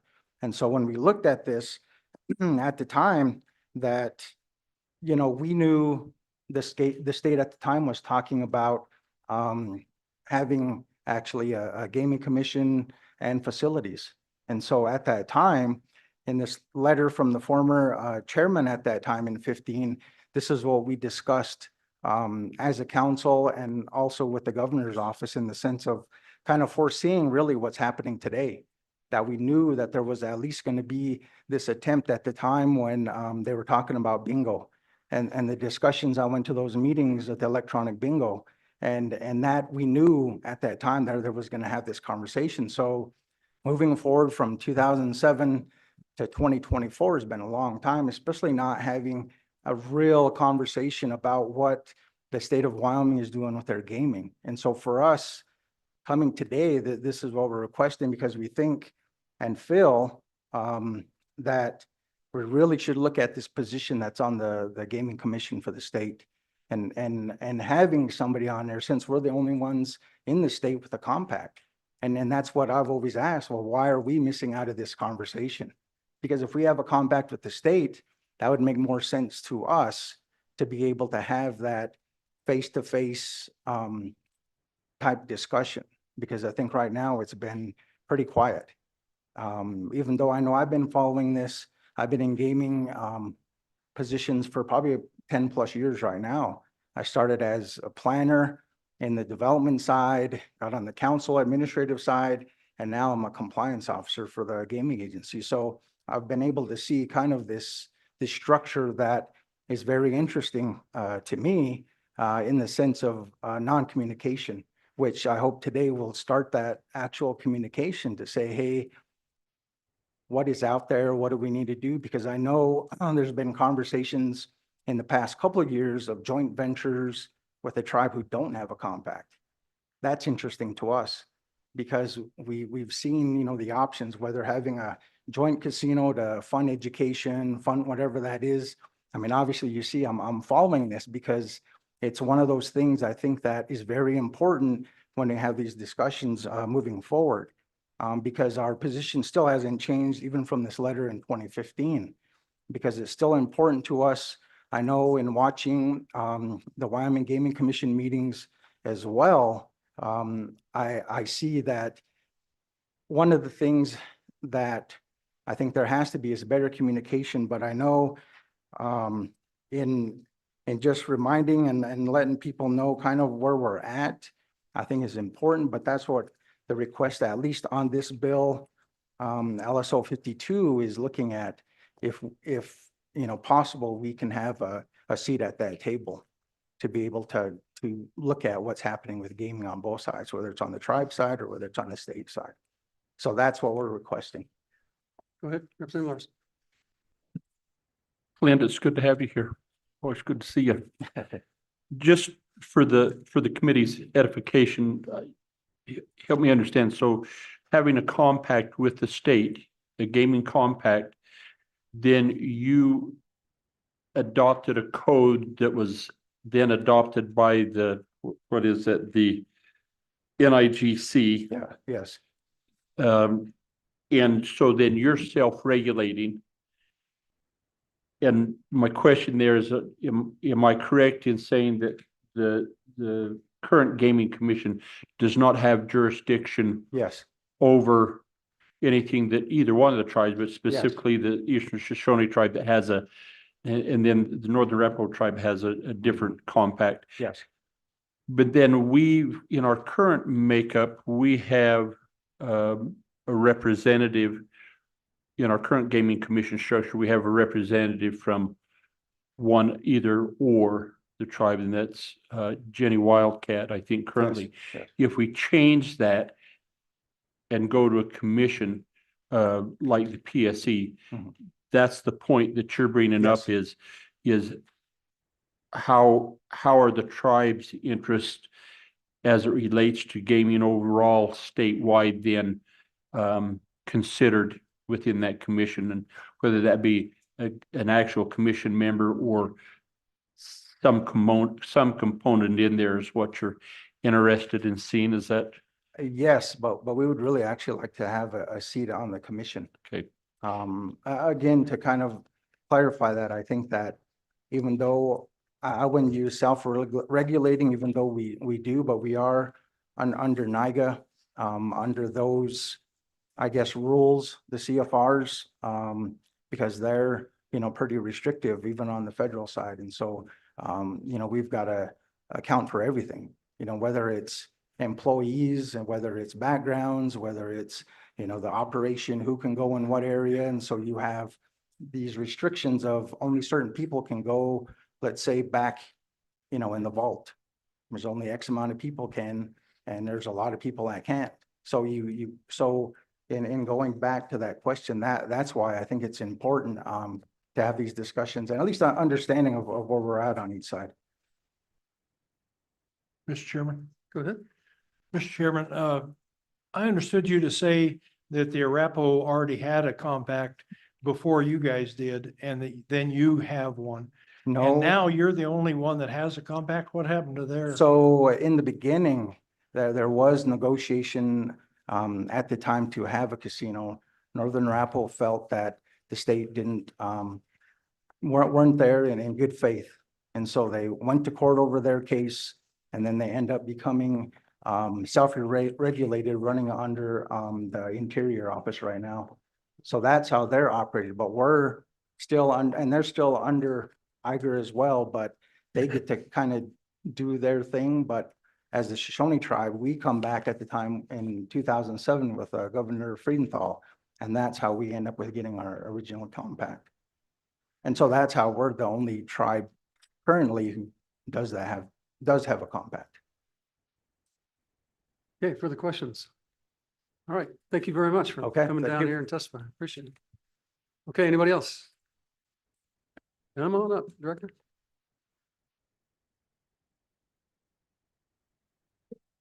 Thank you, committee members. My name's Charles Moore. I'm the director of the Wyoming Gaming Commission. Just wanted to say thank you for today for this work. Tamara, for all the work you've done on this. You've done a great job pulling this together. And it's a complicated topic. And I'm kind of speaking a little bit briefly, holistic or over all the bills that are being presented today. And from what I understand, we will be submitting to you in writing some of our comments that would follow up this meeting, not take a lot of time. To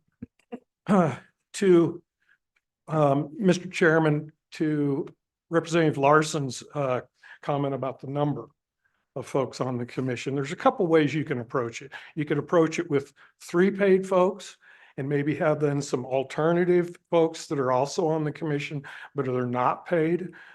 Your tribal concerns that was raised just here momentarily, they do have a seat at the table.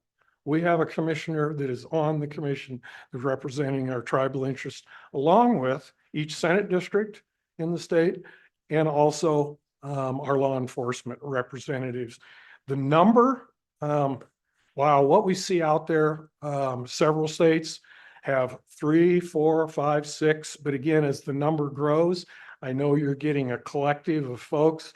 And as LSO understands, that communication with a large number sometimes can be a little problematic.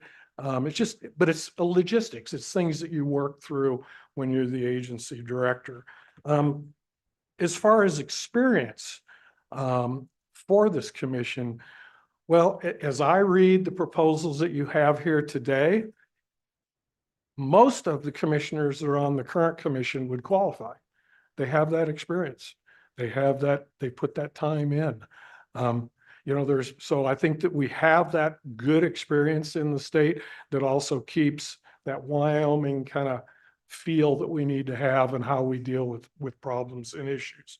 So, at this point, like I said, we would follow up with any of our issues, our concerns. The commission as a whole has not had an opportunity to address as a group all the bills. We will. I don't know if we'll have the opportunity to get the whole commission together prior to your October meeting, but we'll look at that and get that to you, their opinions. And again, I'm speaking strictly here. I'm not speaking for or against any of the bills that you have today, and I would stand for questions. Also with me today, I have Vice President Cavello in the room as well, if you have any questions of him, Deputy Director Laramende, and also we have Operations Manager, Mr. Steinberg. So thank you. Questions for Charlie? Mr. Chairman. Go ahead. Mr. Chairman, what would you think would be a reasonable range of salary for these commissioners?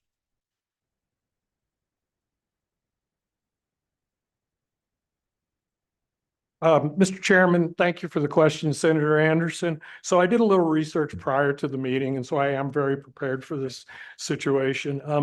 And so looking at the Power Service Commission, to where some of this has been gleaned from, the Power Service Commission, the appointees there, they are classified as an EXMT03. That is a salary range with the MPP of $11,486.78 to a maximum salary range of $13,783.46 a month.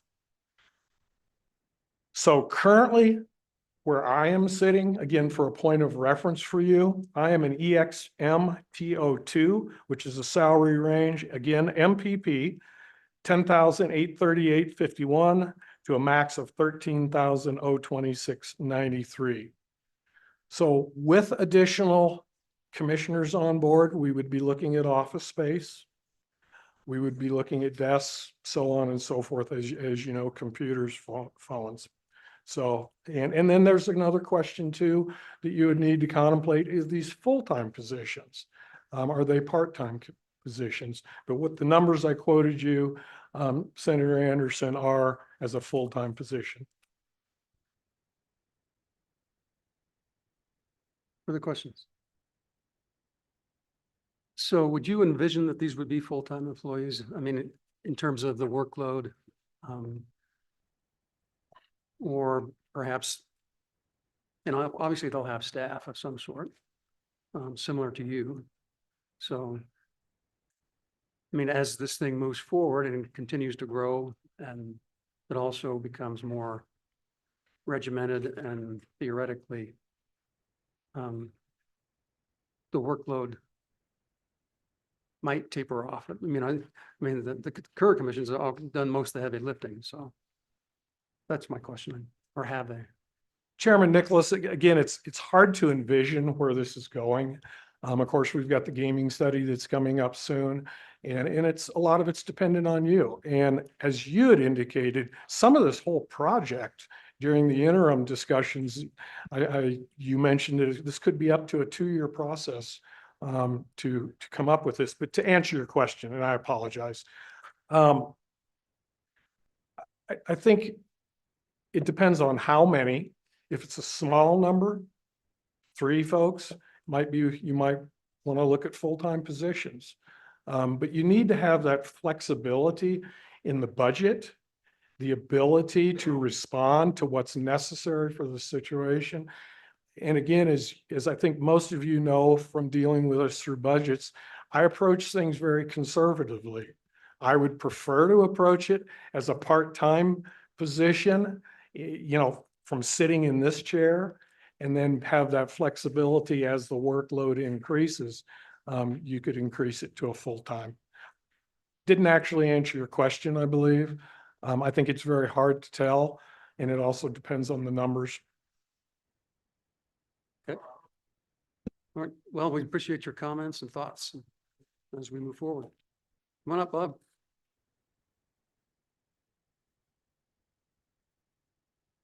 Thank you, Mr. Chairman. Bob Davis here, House District 47.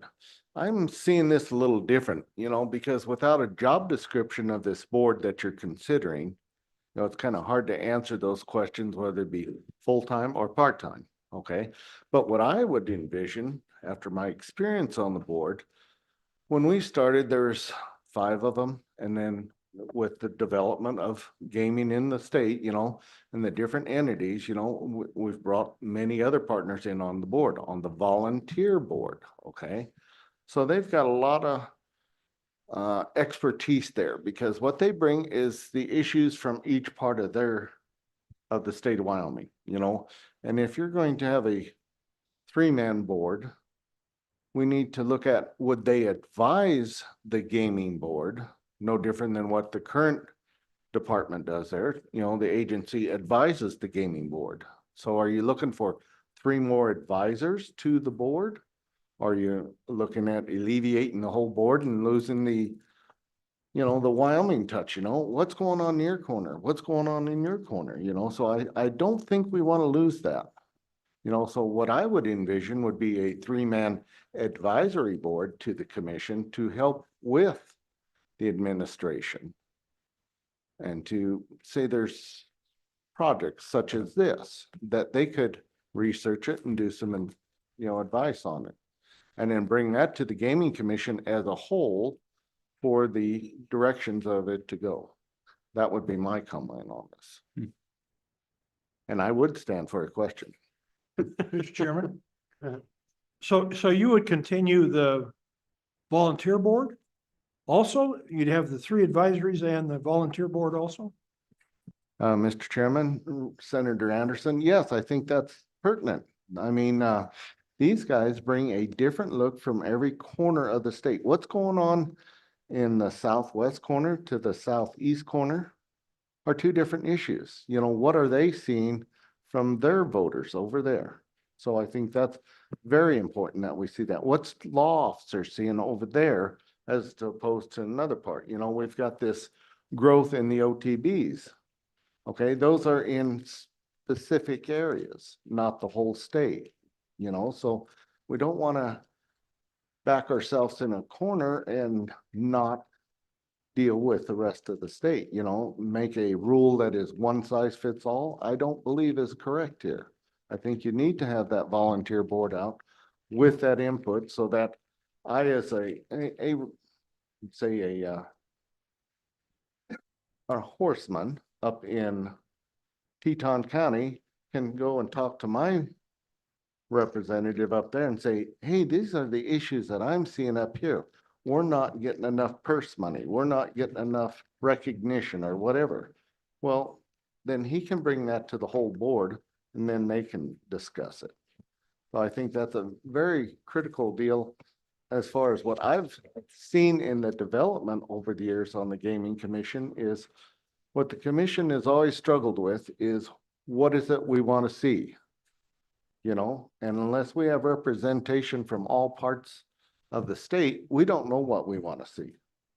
And when the sports wagering come on, there is the issue with the tribes up there. So they geofence that. The only sports bar in the state of Wyoming is up there, at the casino there.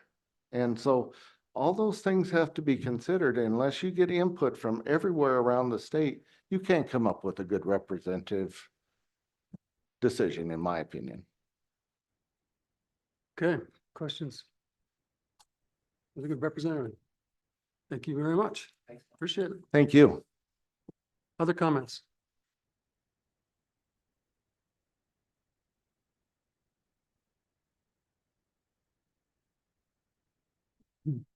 Mr.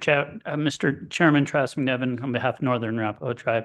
Very quickly, just to follow up with a couple of comments that were made earlier for clarification from Senator Anderson, if I may.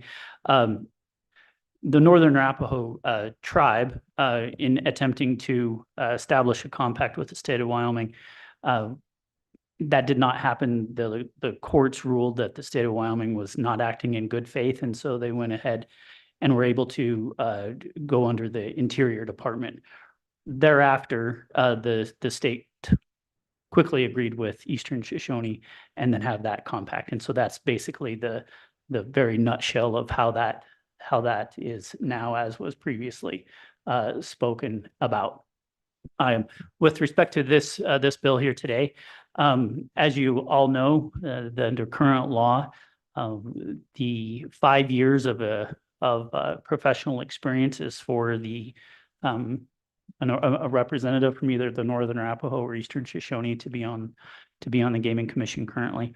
And I do believe that there is a deep pool within both tribes that have had to work under the National Indian Gaming Act that gives a nice pool of professional credentials that is potential for moving forward, and would hope that under this bill that would continue to be viewed as a resource to either fulfill the requirements of this bill or the positions needed to fill out a professional gaming commission. And so happy to take any other questions, but thank you for moving in direction in this topic.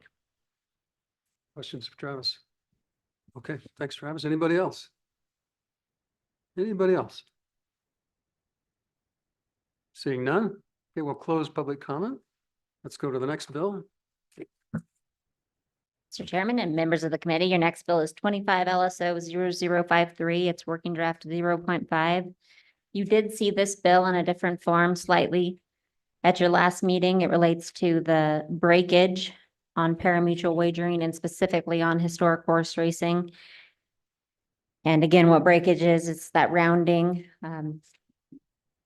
over multiple of 10 cents that currently parimutuel wagering permittees are allowed to retain. This bill draft would say for historic horse racing, that amount equal to that breakage would be distributed to the parimutuel account.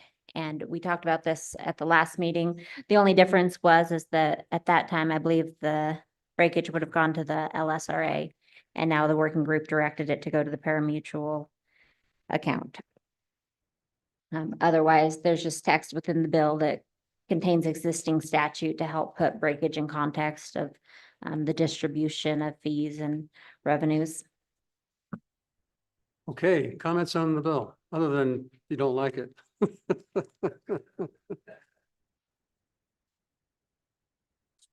I know.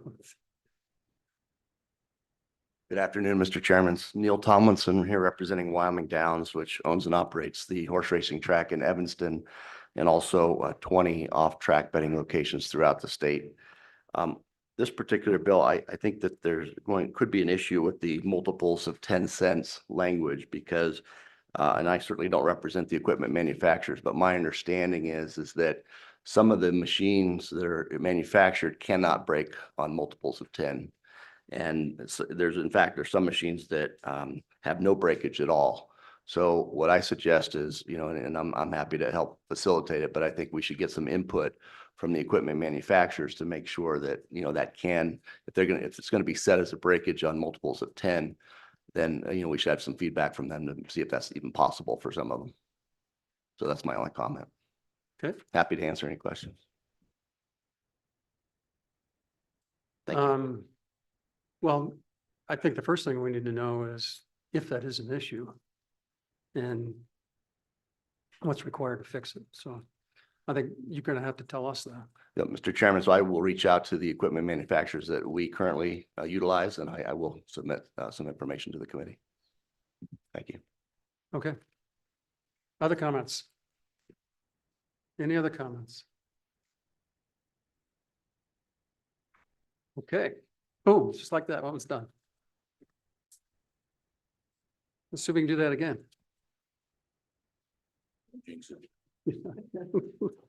Okay, Tara. The next bill is 25 LSO 0062, working draft 0.8. It's broadly titled Gaming Amendments. You did have a version of this bill before you at the last meeting. And that version of the bill was somewhat limited to raising the minimum age to conform it to 21 for all types of gaming, regulated types of gaming. And then to revise some definitions and restrictions for skill-based amusement games. There was a lot of discussion on the terminology at the last meeting, and so this bill draft has taken another stab at conforming terminology, and really in the broader sense of all of gaming, when you look at it, the intent of the terminology changes were to mirror more like online sports wagering for operators and establishments and locations. But other things that you brought into this bill also include to define what a bona fide social relationship is. And this is for purposes of the exception to gambling laws. And so the criminal gambling, it's not criminal gambling. If you are gaming incidental to a bona fide social relationship. So this bill would clarify what a bona fide social relationship is. And that's a real relationship between friends, between one or more person. Then the bill draft would also license manufacturers of skill-based amusement games. And this was just discussed quite a bit at the last meeting. And then finally, it would authorize qualifying tribes to conduct online sports wagering. So that's a broad overview. If you want to look at some of those provisions in greater detail, they're a lot easier to discuss when you're looking at them. Okay. Public comment on this draft. Come on up, please.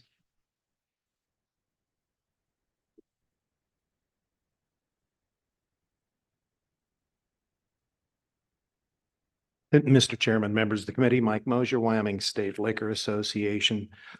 You've had to suffer through my testimony several times on this particular topic with us in support. And I would just like to reassert that we are in support of this bill. We think it does some important things with clarification and cleanup. And so with that, I would take any questions. Questions for Mike? All right, appreciate it. Further comments? What did we get wrong? Anybody got some comments on?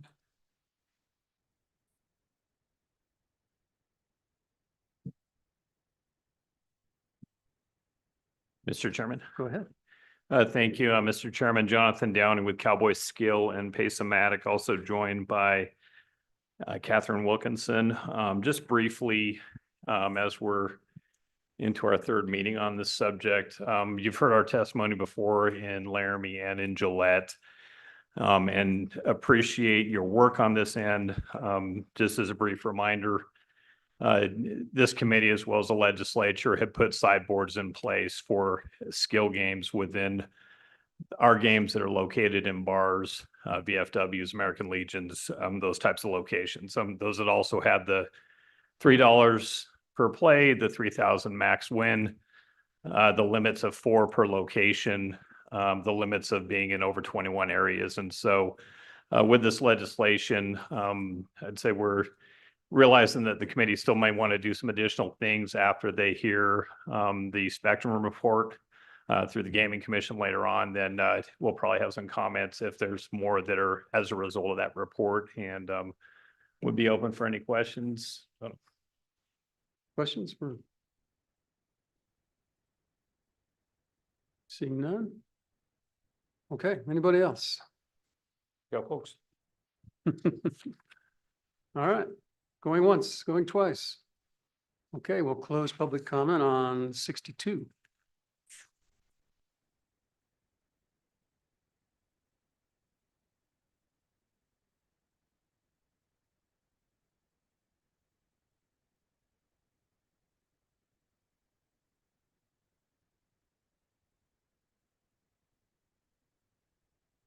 Mr. Co-Chair, while Tamara's warming up.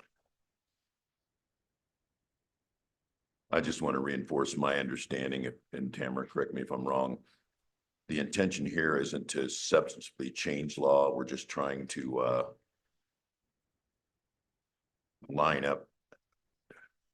We've got the 3 different industries in 3 different sections of code, and we're trying to get it all rationalized into a single section. Is that right? That's right, Mr. Chairman. The bill is 25 LSO 0065.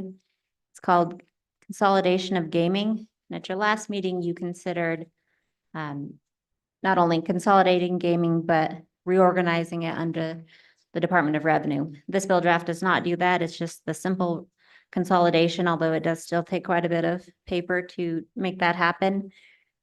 And it is just a cut and paste, mostly from existing statute, and rewording where necessary to try to put all of your gaming in one place. And that's under Chapter 24 in Title 9 of Wyoming statutes, which already deals with online sports wagering. And so if you were to pass this bill, it would have parimutual wagering and charitable gaming and skills-based amusement gaming and online sports wagering all within one chapter within Title 9. It would not have lottery. That remains outside of the scope of this. You can see, probably the easiest to see on page 2 and 3 is what the statutes would look like. And then the rest of the bill is just trying to make that happen. Mr. Chairman.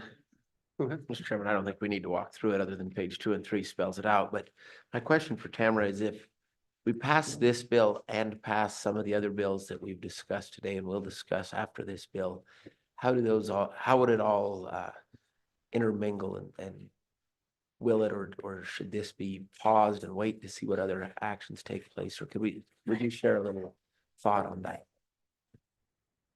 Mr. Chairman and Representative Walters, that's a great question. And, one that is not unique to this situation. Anytime the legislature is working on a subject, there's often multiple bills on that subject, but this is a comprehensive renumbering and recreation of statute. So then to have a bunch of other bills that might also be passed in the same session that are changing those statutes. The working group tries to anticipate that issue in section 6 on page 77. It's the very second to the last page, and clarifies legislative intent, that it's just the intent to consolidate statutes. And that any other act adopted by the legislature in the same session would be given precedence and would prevail to the extent there's a conflict, except that we'll put them in the right numbers if possible, if we can move them into where they fit within this numbering scheme. LSO would do that when publishing statutes, but that's really hard to do when you don't know what is going to be created new or what's going to be amended or repealed in both bills. There's a lot of conflicts that can occur. And that's just something that would have to be worked through. It's going to be more difficult in a year when you have more policy changes to gaming than it would be in a year when policy was not as controversial, but I don't know if that would ever exist for gaming. It also, an alternative to this kind of a bill would be just to pass a complete recodification or recreation of gaming in Wyoming, and to have all of your policy changes and your numbering in one bill. Then it's really hard to tell what's old and what's new, but it's all in one place and more likely to fit together without any errors. We like to do it the hard way. So. And this would be a bill I'd recommend that if they are moving on the bodies, that the committees carefully consider the timing and try to at least work in some ability to correct things on third reading or joint conference committee if we end up with conflicts, or even the reviser's bill, to make sure we don't repeal anything we don't want to.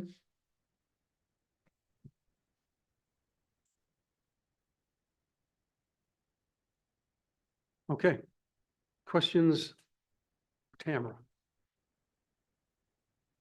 Comments from the committee, from the crowd, the public? Come on up, Bob.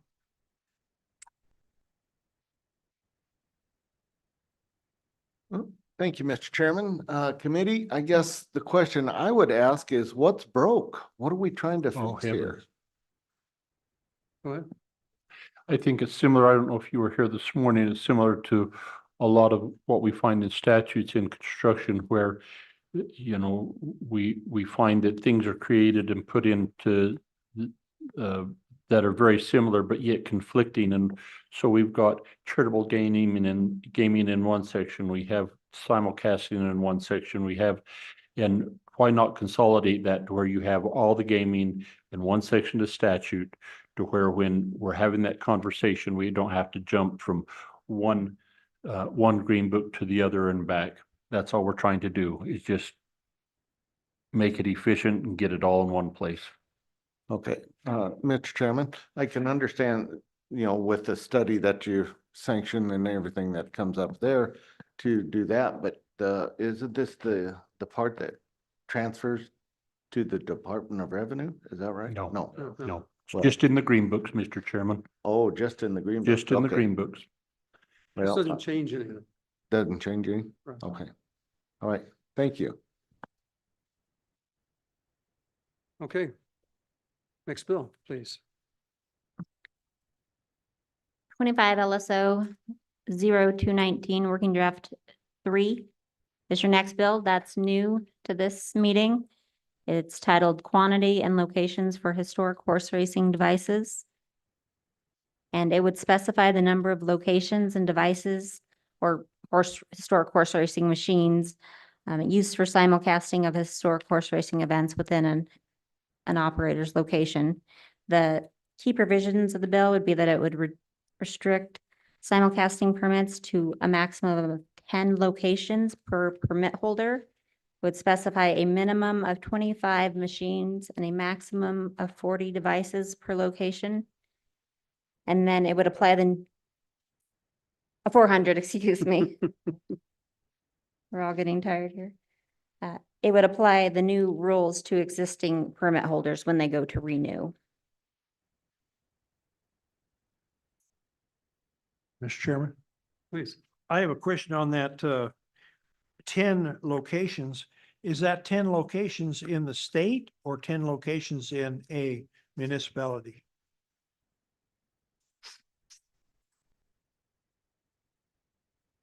Mr. Chairman. Go ahead. Thank you, Mr. Chairman. The work group brought this about based on the entire bill concept based on the task given to the Appropriations Committee of how do we get a handle on the expansion that has been seen in gaming in the state of Wyoming. The working group bantered about multiple ideas from doing population caps to hard caps per operator, and settled on this one, knowing that there might be some issues with it, but wanting to start the conversation of how do we do this. As we hear throughout all of our communities, my local watering hole is now one of these quote unquote casinos, because so much of the public perceives these as casinos and don't recognize that they're historic horse racing, that they are tied to previously held horse races, and there is a nexus there. And so we took a stab at it. Is it right, wrong? I don't know, but we really, as I said, wanted to spur the conversation and start that conversation. So to answer Senator Anderson's question, the intent would be 10 locations within the state. That would probably need to be spelled out more clearly. As many other things in this bill would need to be spelled out more clearly, or maybe a different model for how to restrict the amount of growth an individual operator would be allowed, as that was the task that this overall task this committee was given at the beginning of the interim. Mr. Co-Chair. Go ahead. Well, my understanding is what this bill is going to do is more than just restricting the growth of existing operators. It's going to raise barriers to entry for new operators and essentially protect the ones that already have permits. Is that correct? Mr. Chairman, I don't know how it would raise the barrier for new entry. A new entry would still be required to run 16 live race days to be allowed to operate simulcasting permits. And then once they ran their 16 live race days, then they would be able to have their simulcasting permit, and they would be under the provisions within this bill, they would be able to open up to 10 venues in any location. They could put 10 in one community or 1 in 10 communities, or any combination of that.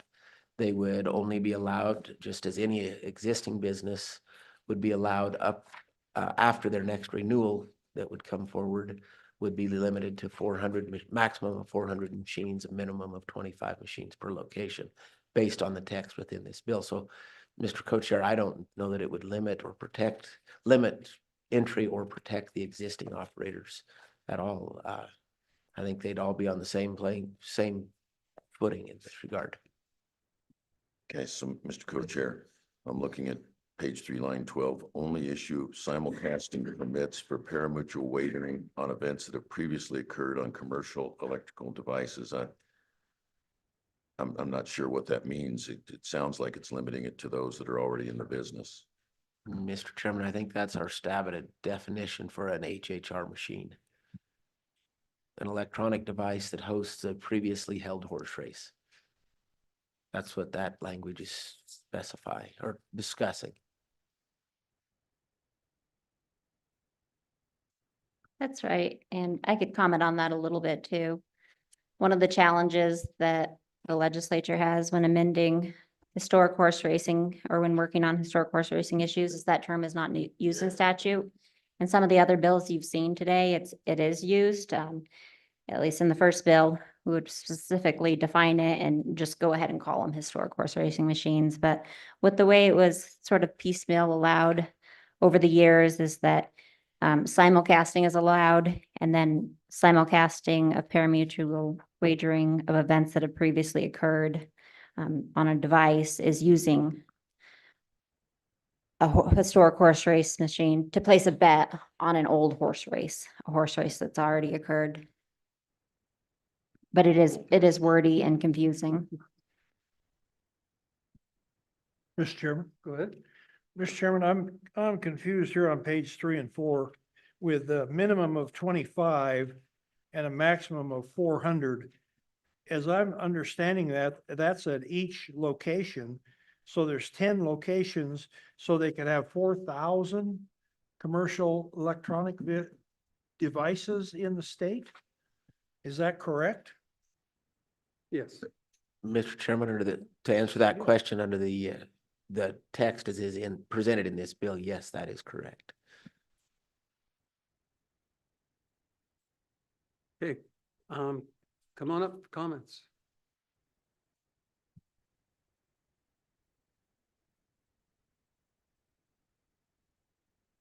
Welcome back. Mr. Chairman, Lori Urbick with Wyoming Horse Racing LLC again. Needless to say, we do not really like this bill at all. We currently have, well, first, we think it should be local control. One size does not fit all in the state of Wyoming, and I think it should be up to local control. Indeed, under this bill, we could have 4,000 machines. We currently have 11 locations. Our operation has 11 locations. So we'd have to pick one and close it, which, you know, if that's the law, that's what we'll do. But the reality is that if you are going to limit us to no more than 400 machines per location, we have kind of a different operating model that we've started in Wyoming. We have what's called touristic OTBs. We have one that has been built and is now open and operating on the border to Colorado.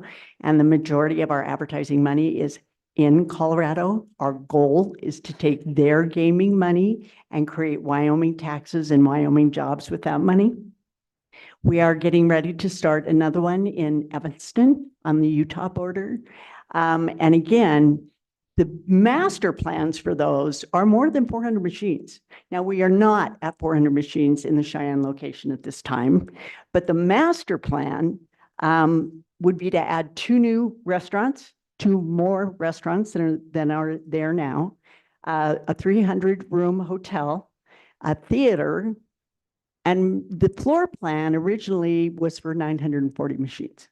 So we invested $25 million in that facility. And the one in Evanston, I believe the estimate was 17 to $18 million. This really puts a damper on our tourist attraction concept. So obviously we are opposed to the bill. And Mr. Chairman, while I'm up here, I can tell you about interstate horse racing too real fast. If you'd like to hear about, that's your next bill.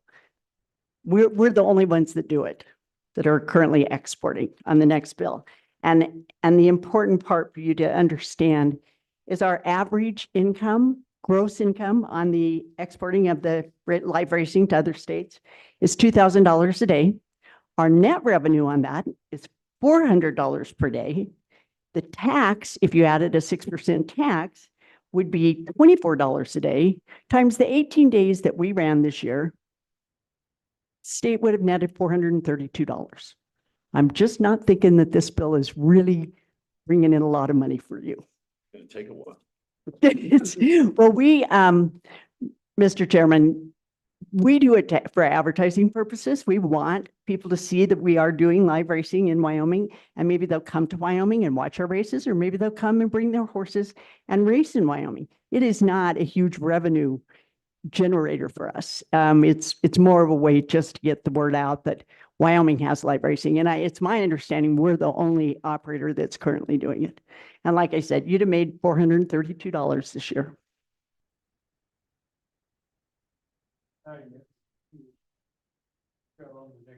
Yeah. I'm sorry. Okay. All right. You got to know your audience. Sorry, Mr. Chairman. Keep coming up. You did fine. You did fine.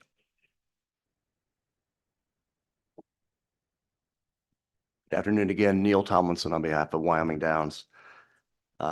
This particular bill, though, not the one that she spoke on just now, but the one that we're on here, I think. The location and device caps, it poses a significant business issue for us. As I said, when I came up earlier, we currently operate 20 locations throughout the state. So obviously any cap of 10 is a significant issue for us. I would note that we recently, on our own accord, closed two of our smallest locations. And that's because that's what the market dictated, right? And I think that that's a consideration that you're going to have to weigh in a bill like this is, do you want to let market forces dictate that type of thing, or do you not? And, by creating caps on locations and device counts, what you're really doing is creating caps on revenue. That's what's happening. So you're telling business that they are not allowed to grow.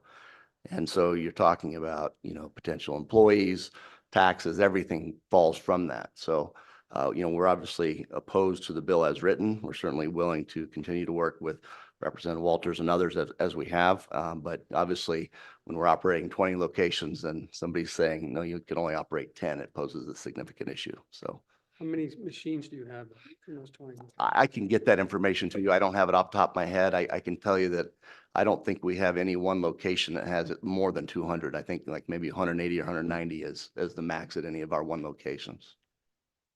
I will say that, if you have a small location and you just have a few machines in it, it's harder to make the numbers work. So, you do need to have some sort of critical mass to make it functional, to have employees and, the regulation and all the security and cameras and everything that we have to have. Appreciate it. Thank you.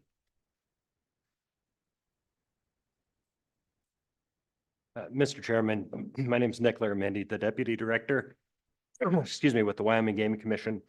Currently, Wyoming Downs has 1,125 active terminals in their 20 properties. So it's not anywhere close to the 4,000. In fact, there's not one operator that has more than 1,700 approved terminals to date. What about by location? So the largest location that we have approval for is the touristic OTB that was spoke of earlier in Cheyenne, and that is allowed 400 terminals currently. That's what it's approved for. But as of right now, it has 264 terminals that are on the floor.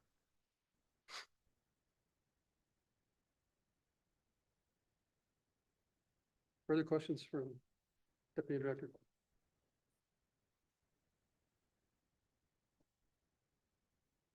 Kyle? Kyle Ridgway with 307 Horse Racing. I'll keep it brief, Mr. Chairman, and not add anything anyone has already said. I think our organization is sensitive to what this bill is attempting to do. I think there's a feeling in general of like how much, right? And that's what this bill is trying to deal with. We have a study that's ongoing that that is supposed to give us all some guidance on, it's really a math problem. And there are a number of states that do this. It's, a saturation analysis. There's a formula, there's a national standard that these calculations can be done on.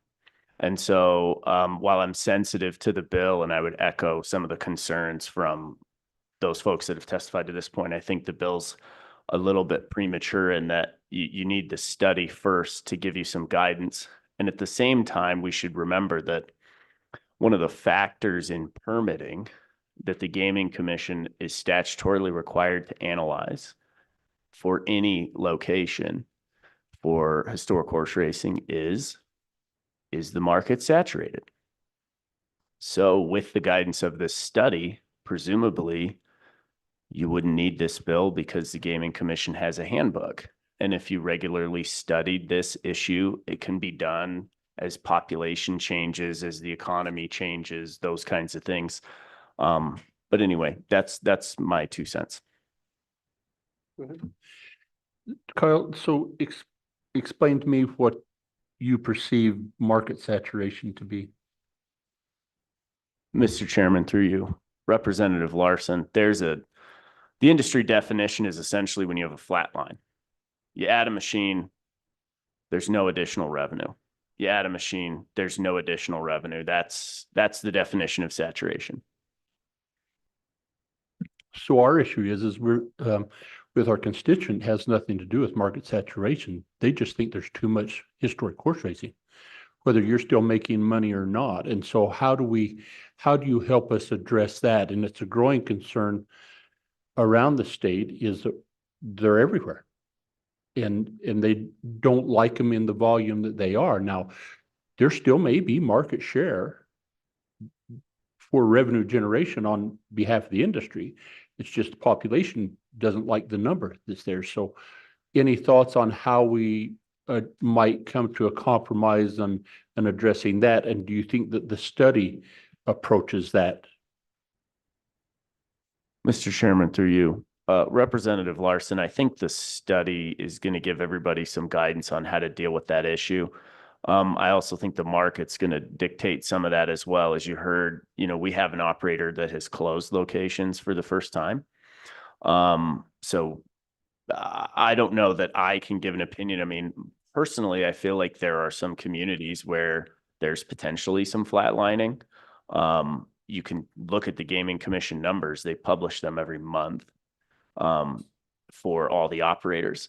But I would leave that to, the industry experts to really analyze. I understand what you're saying. And, we've had conversations with Representative Walters before too about, like Casper's got 10 or 12 or something. Like, is that just too many individualized locations?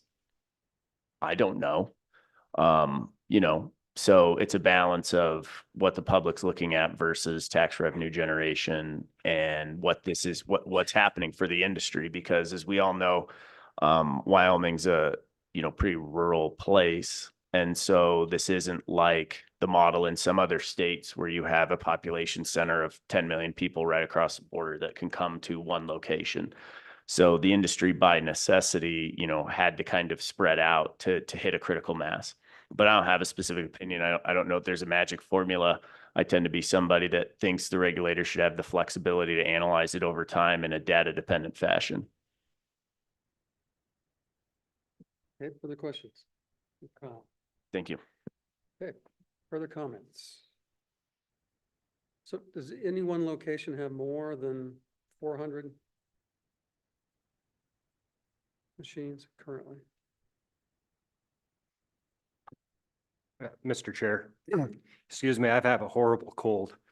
No, 400 is the max. And to answer Representative Larson's question, in the study, part of the study is for them to review the social impact in the communities that these machines and locations are. When is the projected date when that study is supposed to be done? Mr. Chair, we're being told we should have a draft report mid-October for the commission to review and see if there's anything that needs to be added or addressed in that.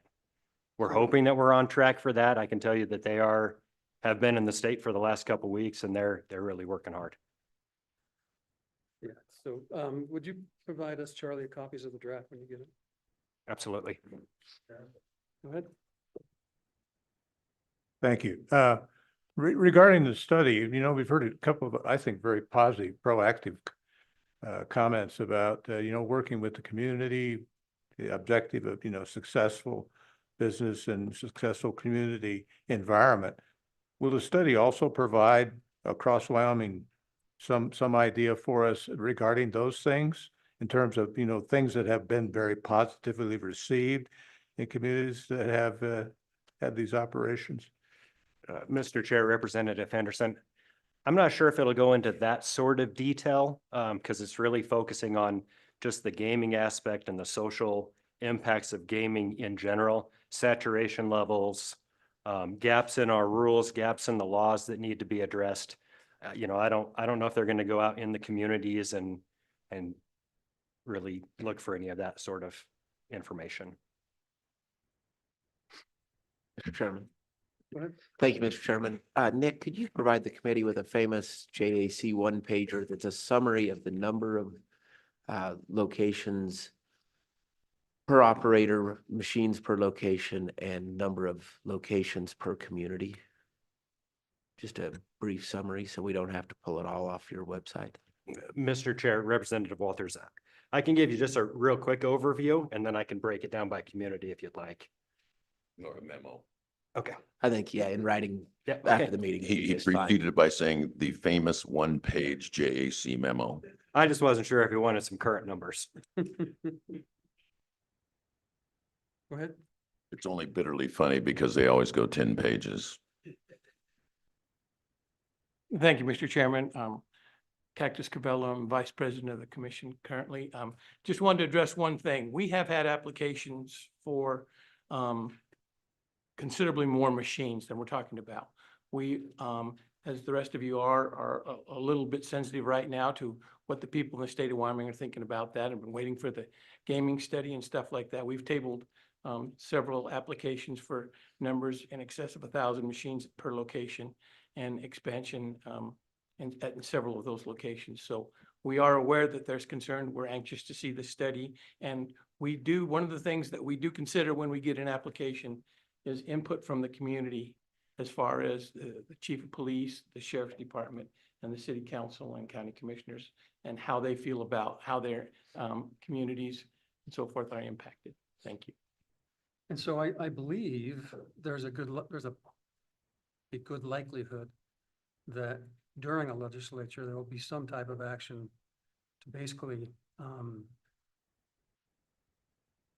halt or slow down the process so that we have time to further study it and to kind of like a resting spot, so the thing doesn't grow and grow and grow to the point that it's, yeah, we can't pull back. So I just, and I think I mentioned that in our previous meetings, just so that all of the interested parties know that that's definitely being considered very seriously. So go ahead. Thank you, Mr. Chairman. Another question for Nick, and maybe it'll be part of our famous one pager. The two locations that closed, how many machines were in each of those sites? Or do you know that off the top of your head? Mr. Chair, Representative Walters, there was a total of 8 machines. Those were the pilot small sites in the Casper area that each contained 4 terminals. Mr. Chairman. Go ahead. Cactus, you're on that commission. You're a volunteer on that commission. What kind of time do you spend on that? Can you give us a weekly or monthly? What kind of time is involved for you? Mr. Chairman, Senator Anderson. I deal with something with regards to the commission daily. I would say, and this has been asked of me before, I probably spend at least 10 or 15 hours a week, and I should probably spend more to do a really good job. It's important to the state of Wyoming. We were appointed to this commission, and I think each and every member takes it very seriously. If we're really doing a good job, we probably need to travel more, see more of the locations. We do travel to see the live venues and stuff like that, but this is a very large and complex creature that's been built, as you all know, and I think we all take it pretty seriously, but I think maybe you're headed in the right direction. Hate to talk myself out of an appointment, but maybe that's what needs to happen. Follow up? Would it be safe to say it's a full-time job? Mr. Chairman, Senator Anderson, it certainly could be if it done correctly. I do have a day job.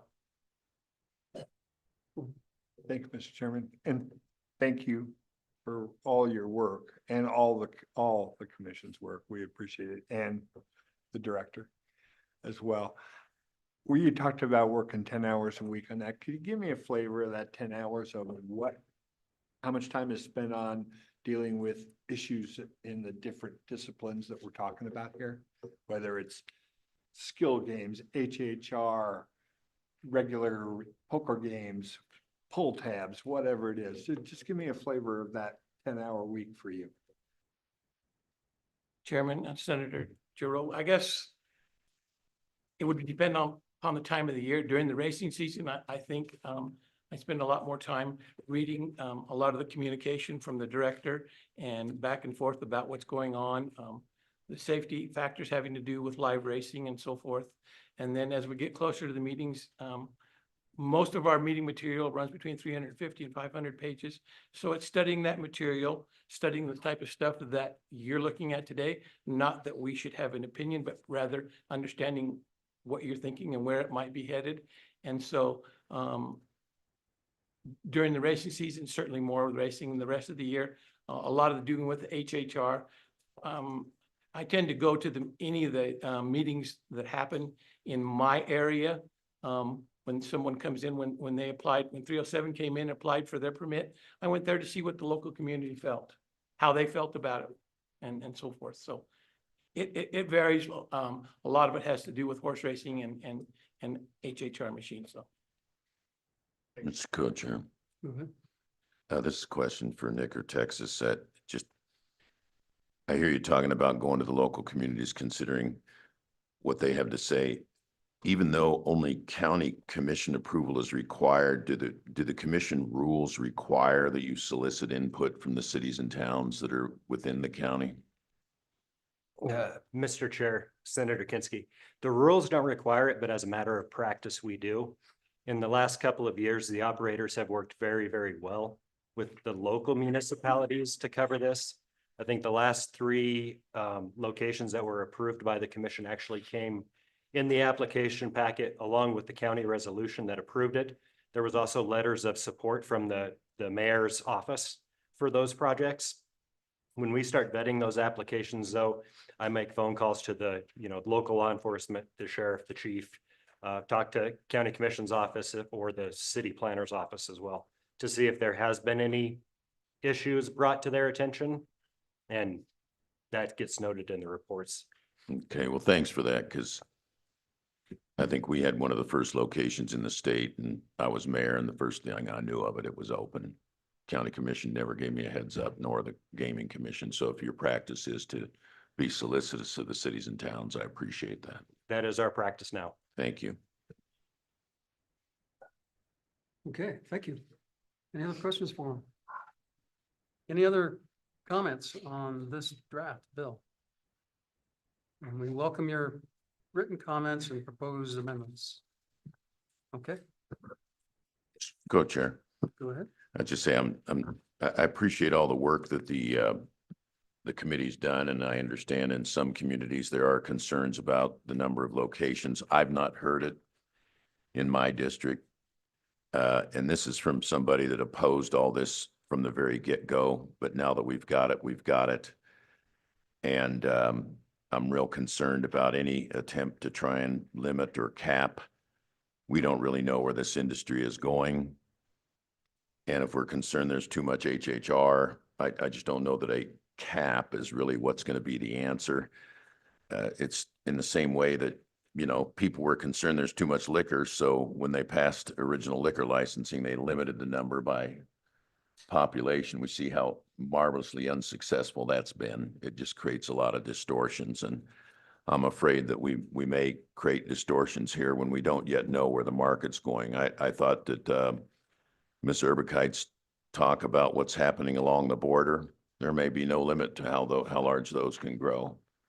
And there are some who don't really like HHR, but judging by the number of people that flock to them, there's at least an equally and arguably large number that do like them. Haven't been in myself. Thank you, Mr. Co-Chair. Okay. Tamara, go ahead. Well, last but not least is your final bill on gaming. It's 25 LSO 0232, working draft 0.3. And this bill draft is new before you. It was not drafted until recently. You did not see it at a prior meeting. The issue that this bill intends to address is some background is that in 2020, the Federal Horse Racing Integrity and Safety Act was passed. This is the federal law. And they are considering when one state sends their signals, sends their TV signals to another state to allow off-track betting in that state to be bet on, they're considering that action in interstate commerce. And the federal government through this act and the regulations are asking to regulate the horse racing that occurs in interstate commerce. And so that's what this act, together with their regulations, has the purpose of doing. There's provisions on anti-doping and medication control for horse races, and then racetrack safety program. And so previously, Wyoming permittees were allowed to export their Paramutual simulcast, their horse races out of state. I'm not sure if there's been any action to limit that, or if it's come under the regulation of the Historic Horse Racing and Safety Act or not, but it does look like it's a major problem in other states. They've needed to become what's called HISA compliance, and that's what the entity that was charged to enforce this federal act was the Horse Racing Integrity and Safety Authority. And so horse tracks in other states have had to become HISA compliance. And that involves allowing HISA, the authority, to regulate its horse races and its horse tracks within the state. And currently, Wyoming does not allow an outside entity because the statutes tell the Gaming Commission to regulate all live horse racing and other live parimutuel events. And so this bill aims to address that by providing a mechanism where a racetrack could become HISA compliant in the future. And the other component that it does is that goes ahead and adds a 6% of the net proceeds of race meet revenues to be credited to the general fund. And that's whether or not HISA compliance, whether they're doing it now for a couple $100 a year, or they do it moving on into the future and they become HISA compliant, that 6% fee of net proceeds would be remitted to the general fund. So the text of the bill is short. It's on page 3, and it would just allow the Gaming Commission, upon the request of a permittee, to enter an agreement with any entity that's authorized to enforce the Horse Racing Integrity and Safety Act. Now, as a little bit more background, there's a law unknown right now today on the status of this enforcement. Many states are seeing legal challenges, and the courts are slowly working through them. It does seem like the states and operators at least believe that the federal government has unconstitutionally delegated legislative enforcement authority to this private entity, the Horse Racing Integrity and Safety Authority. And it does look like, at least in some circuits, they've had some success with that argument. And they might go further, that it might be another entity in the future that's charged to implement the federal act itself. Mr. Chairman. So, Mr. Chairman, the working group brought this bill forward as a way to capitalize on our horse racing in the state of Wyoming by out-of-state folks. And this is really where we saw that we could generate more income for the state. Admittedly, we had somebody testify earlier that they didn't see it as profitable as our working groups thought it might be. But when you can go from a population of potentially 580,000 people with an easy opportunity to wager somewhere in the state of Wyoming to 300 million in the United States having the opportunity to potentially wager on a Wyoming horse race, there's just a lot larger crowd and creates greater opportunity to see these races and take money out of other out of people's pockets from out of state instead of our own wonderful citizens. And so that's why the working group brought this bill to the committee as a way to create a mechanism to get our local operators the opportunity to do this simulcasting out of state. And then we currently the state doesn't receive a whole lot of revenue from horse racing. It's all goes to local government. And so that's why we said any revenue generated would then come to the state of Wyoming versus to the local governments, just as a different way of splitting that profit, you might say. That's the real quick background and why the working group has this bill before us today. And Mr. Co-Chair, and this may be best addressed to Charlie or to Representative Walter. I think on our tour in Gillette, we heard that something like this is inevitable across the country for all racing. But also what I heard is that as we build our racing, as the prize money builds, then we have the opportunity to really attract some interest from other states. As the purses go up, as our industry grows, we may have the opportunity to really attract this kind of activity. Mr. Chairman, I would concur with those comments.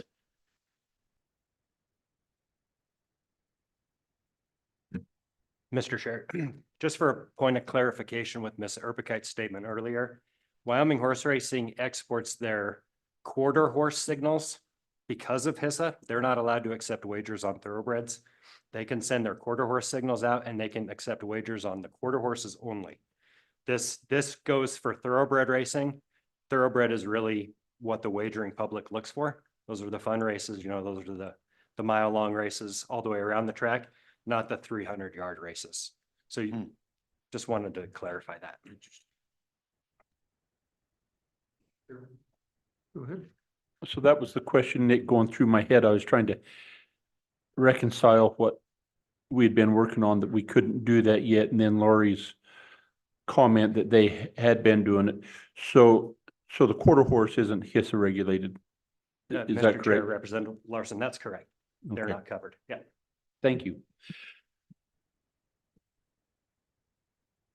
So in that regard, this isn't a huge market at this point. Mr. Chair, it's hard to say what the external market would be on Wyoming thoroughbreds. It is correct, as our industry continues to grow and the purse money continues to grow as well, we're starting to see a lot of really good horses from all over the country. So we start getting those bigger names, it's quite possible that could be a fairly good source of revenue. Go ahead. Thank you, Chairman. Again, Neil Tomlinson for Wyoming Downs. Because of the federal HISA regulations, Wyoming Downs does not export any horse racing right now. It's just the fees are so high, it's cost prohibitive. It just, just doesn't make sense for us right now. This bill then would add another 6% on that, which would, even make it less worthwhile than it is now. So What are the fees?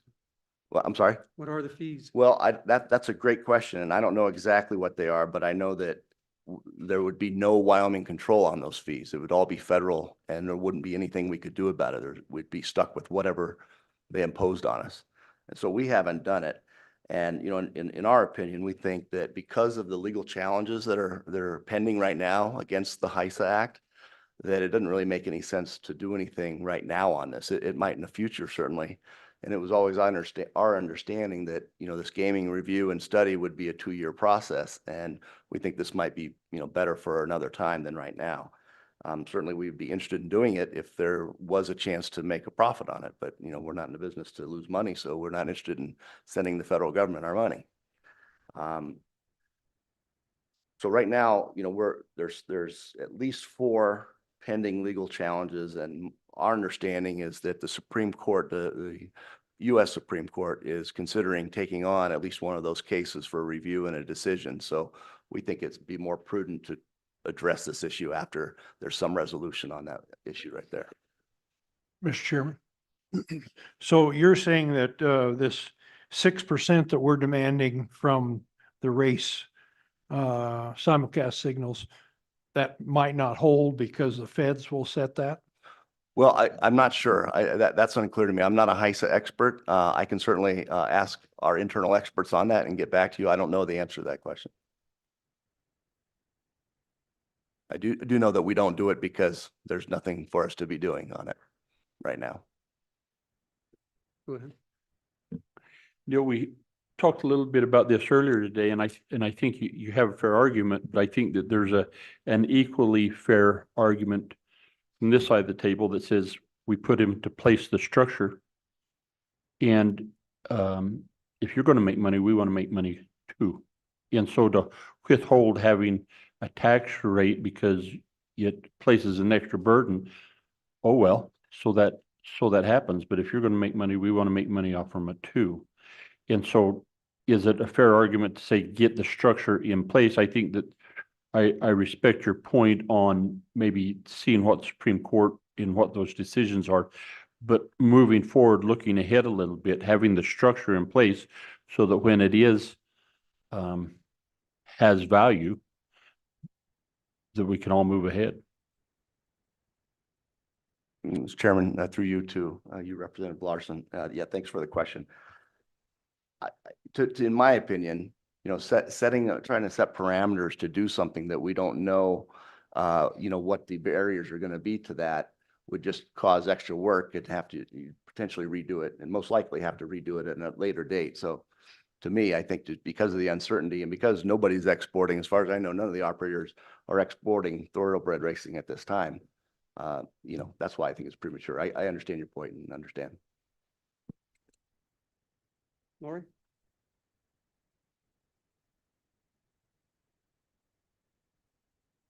Thank you, Mr. Chairman. I thought there for a minute I was going to help you get out early. Lori Erbkite with Wyoming Horse Racing LLC again. Those wagers that come from the exported races, and yes, they're quarter horse races, not thoroughbreds. We do pay taxes on those. We pay the same fees on those as if somebody walked up to the window at the track meet and placed a bet. So it's not, you're getting taxes already once. This would be another 6% on top of that of our net. And again, it's not going to be much money. We do it for advertising purposes. We aren't trying to make a ton of money on it.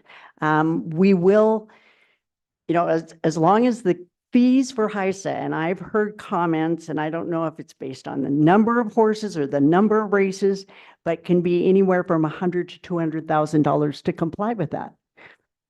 We're not going to do that. I mean, it's not worth, we would lose a ton of money doing that. So, as I said, it's expensive to comply with the federal requirements on thoroughbreds. 60 to 65% of our races are quarter horse, and that's what we export.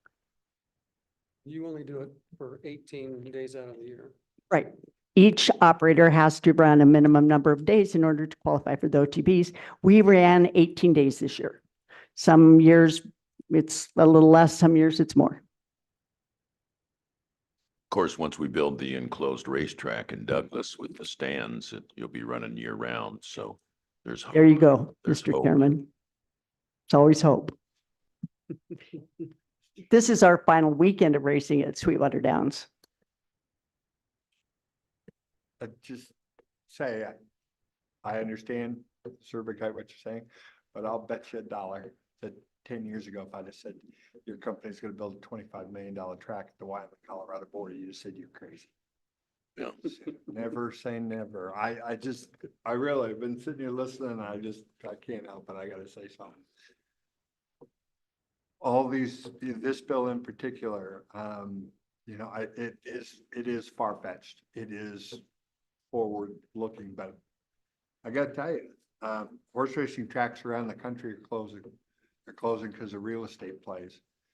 I go every now and again, and I'm proud to say I actually watched a Wyoming bred horse win at Del Mar here just many weeks ago. It's great how our horse racing is growing. That was the promise of Schiffer and Wallace when they sold us this deal, and it's been terrific.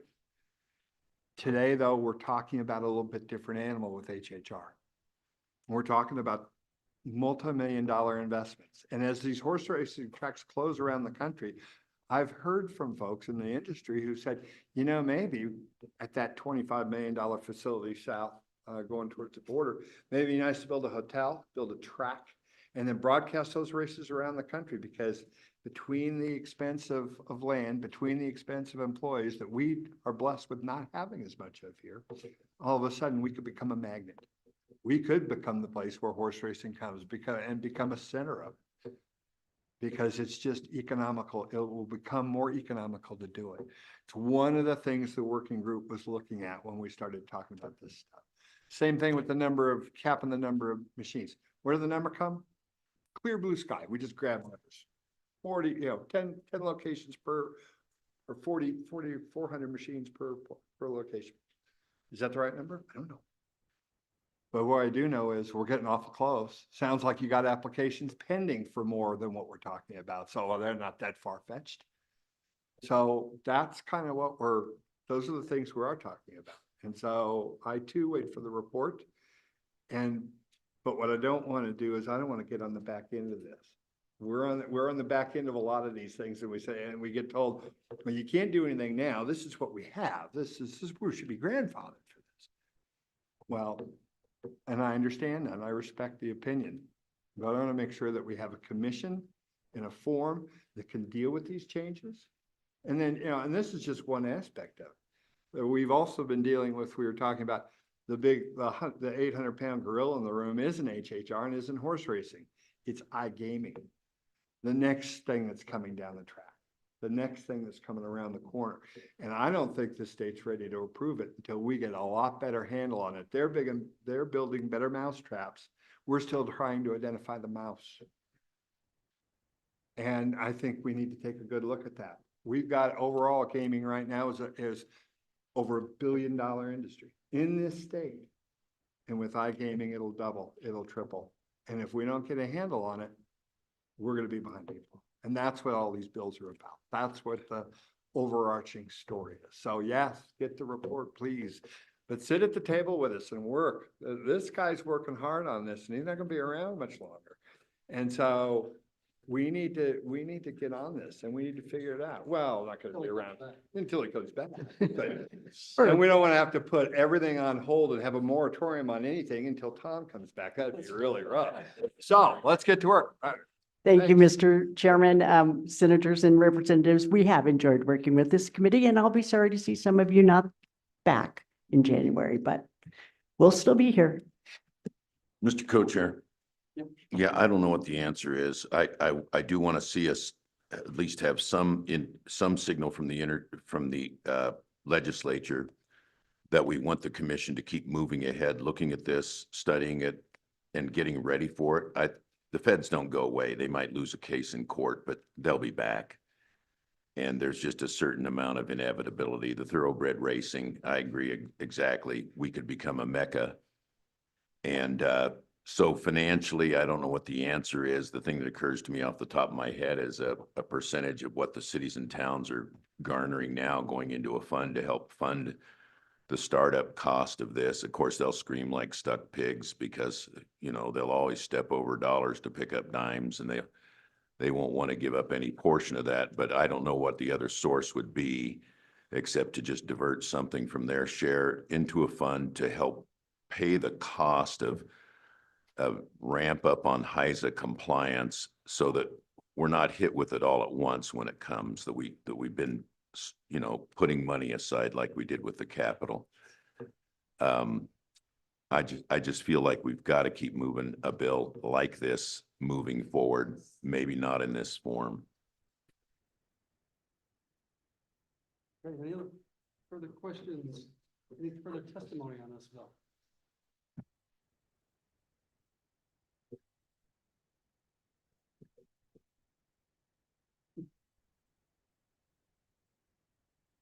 Okay.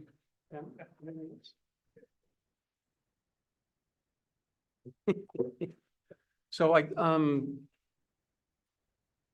so that does it for horse racing. I think we need to approve the minutes from the prior meeting. Second. Moved and seconded. All those in favor say aye. Aye. Those opposed, motion carries. Quick question for staff. Do you know if they recycle here at the LEA? I've got a stack of paper. It breaks my heart to throw it in the garbage. Mr. Chairman, you can leave that on your desk and we'll take care of it. You'll throw it in the garbage for me? Yeah. Okay, Don, walk us through where we are and where we're going. Mr. Chairman, members of the committee, just a brief recap of the 2 days of meeting. You heard testimony on the ECA, that's the External Cost Adjustment for K-12 schools. JEC, the Joint Education Interim Committee, approved an ECA at the amount of roughly $66 million for fiscal year 25-26. You toured the LEA, that's the facility we're meeting in now, as well as the state fair facilities yesterday afternoon. Today, you have sponsored 2 bills relating to foreign property ownership. You heard and elected deferred action on state capital construction, conformance, and strategic planning, and 7 bills related to gaming. Both of those subjects will be addressed in your October 31st, November 1st meeting of the Joint Appropriations Committee. That agenda for your October-November meeting has not been approved by the chairs.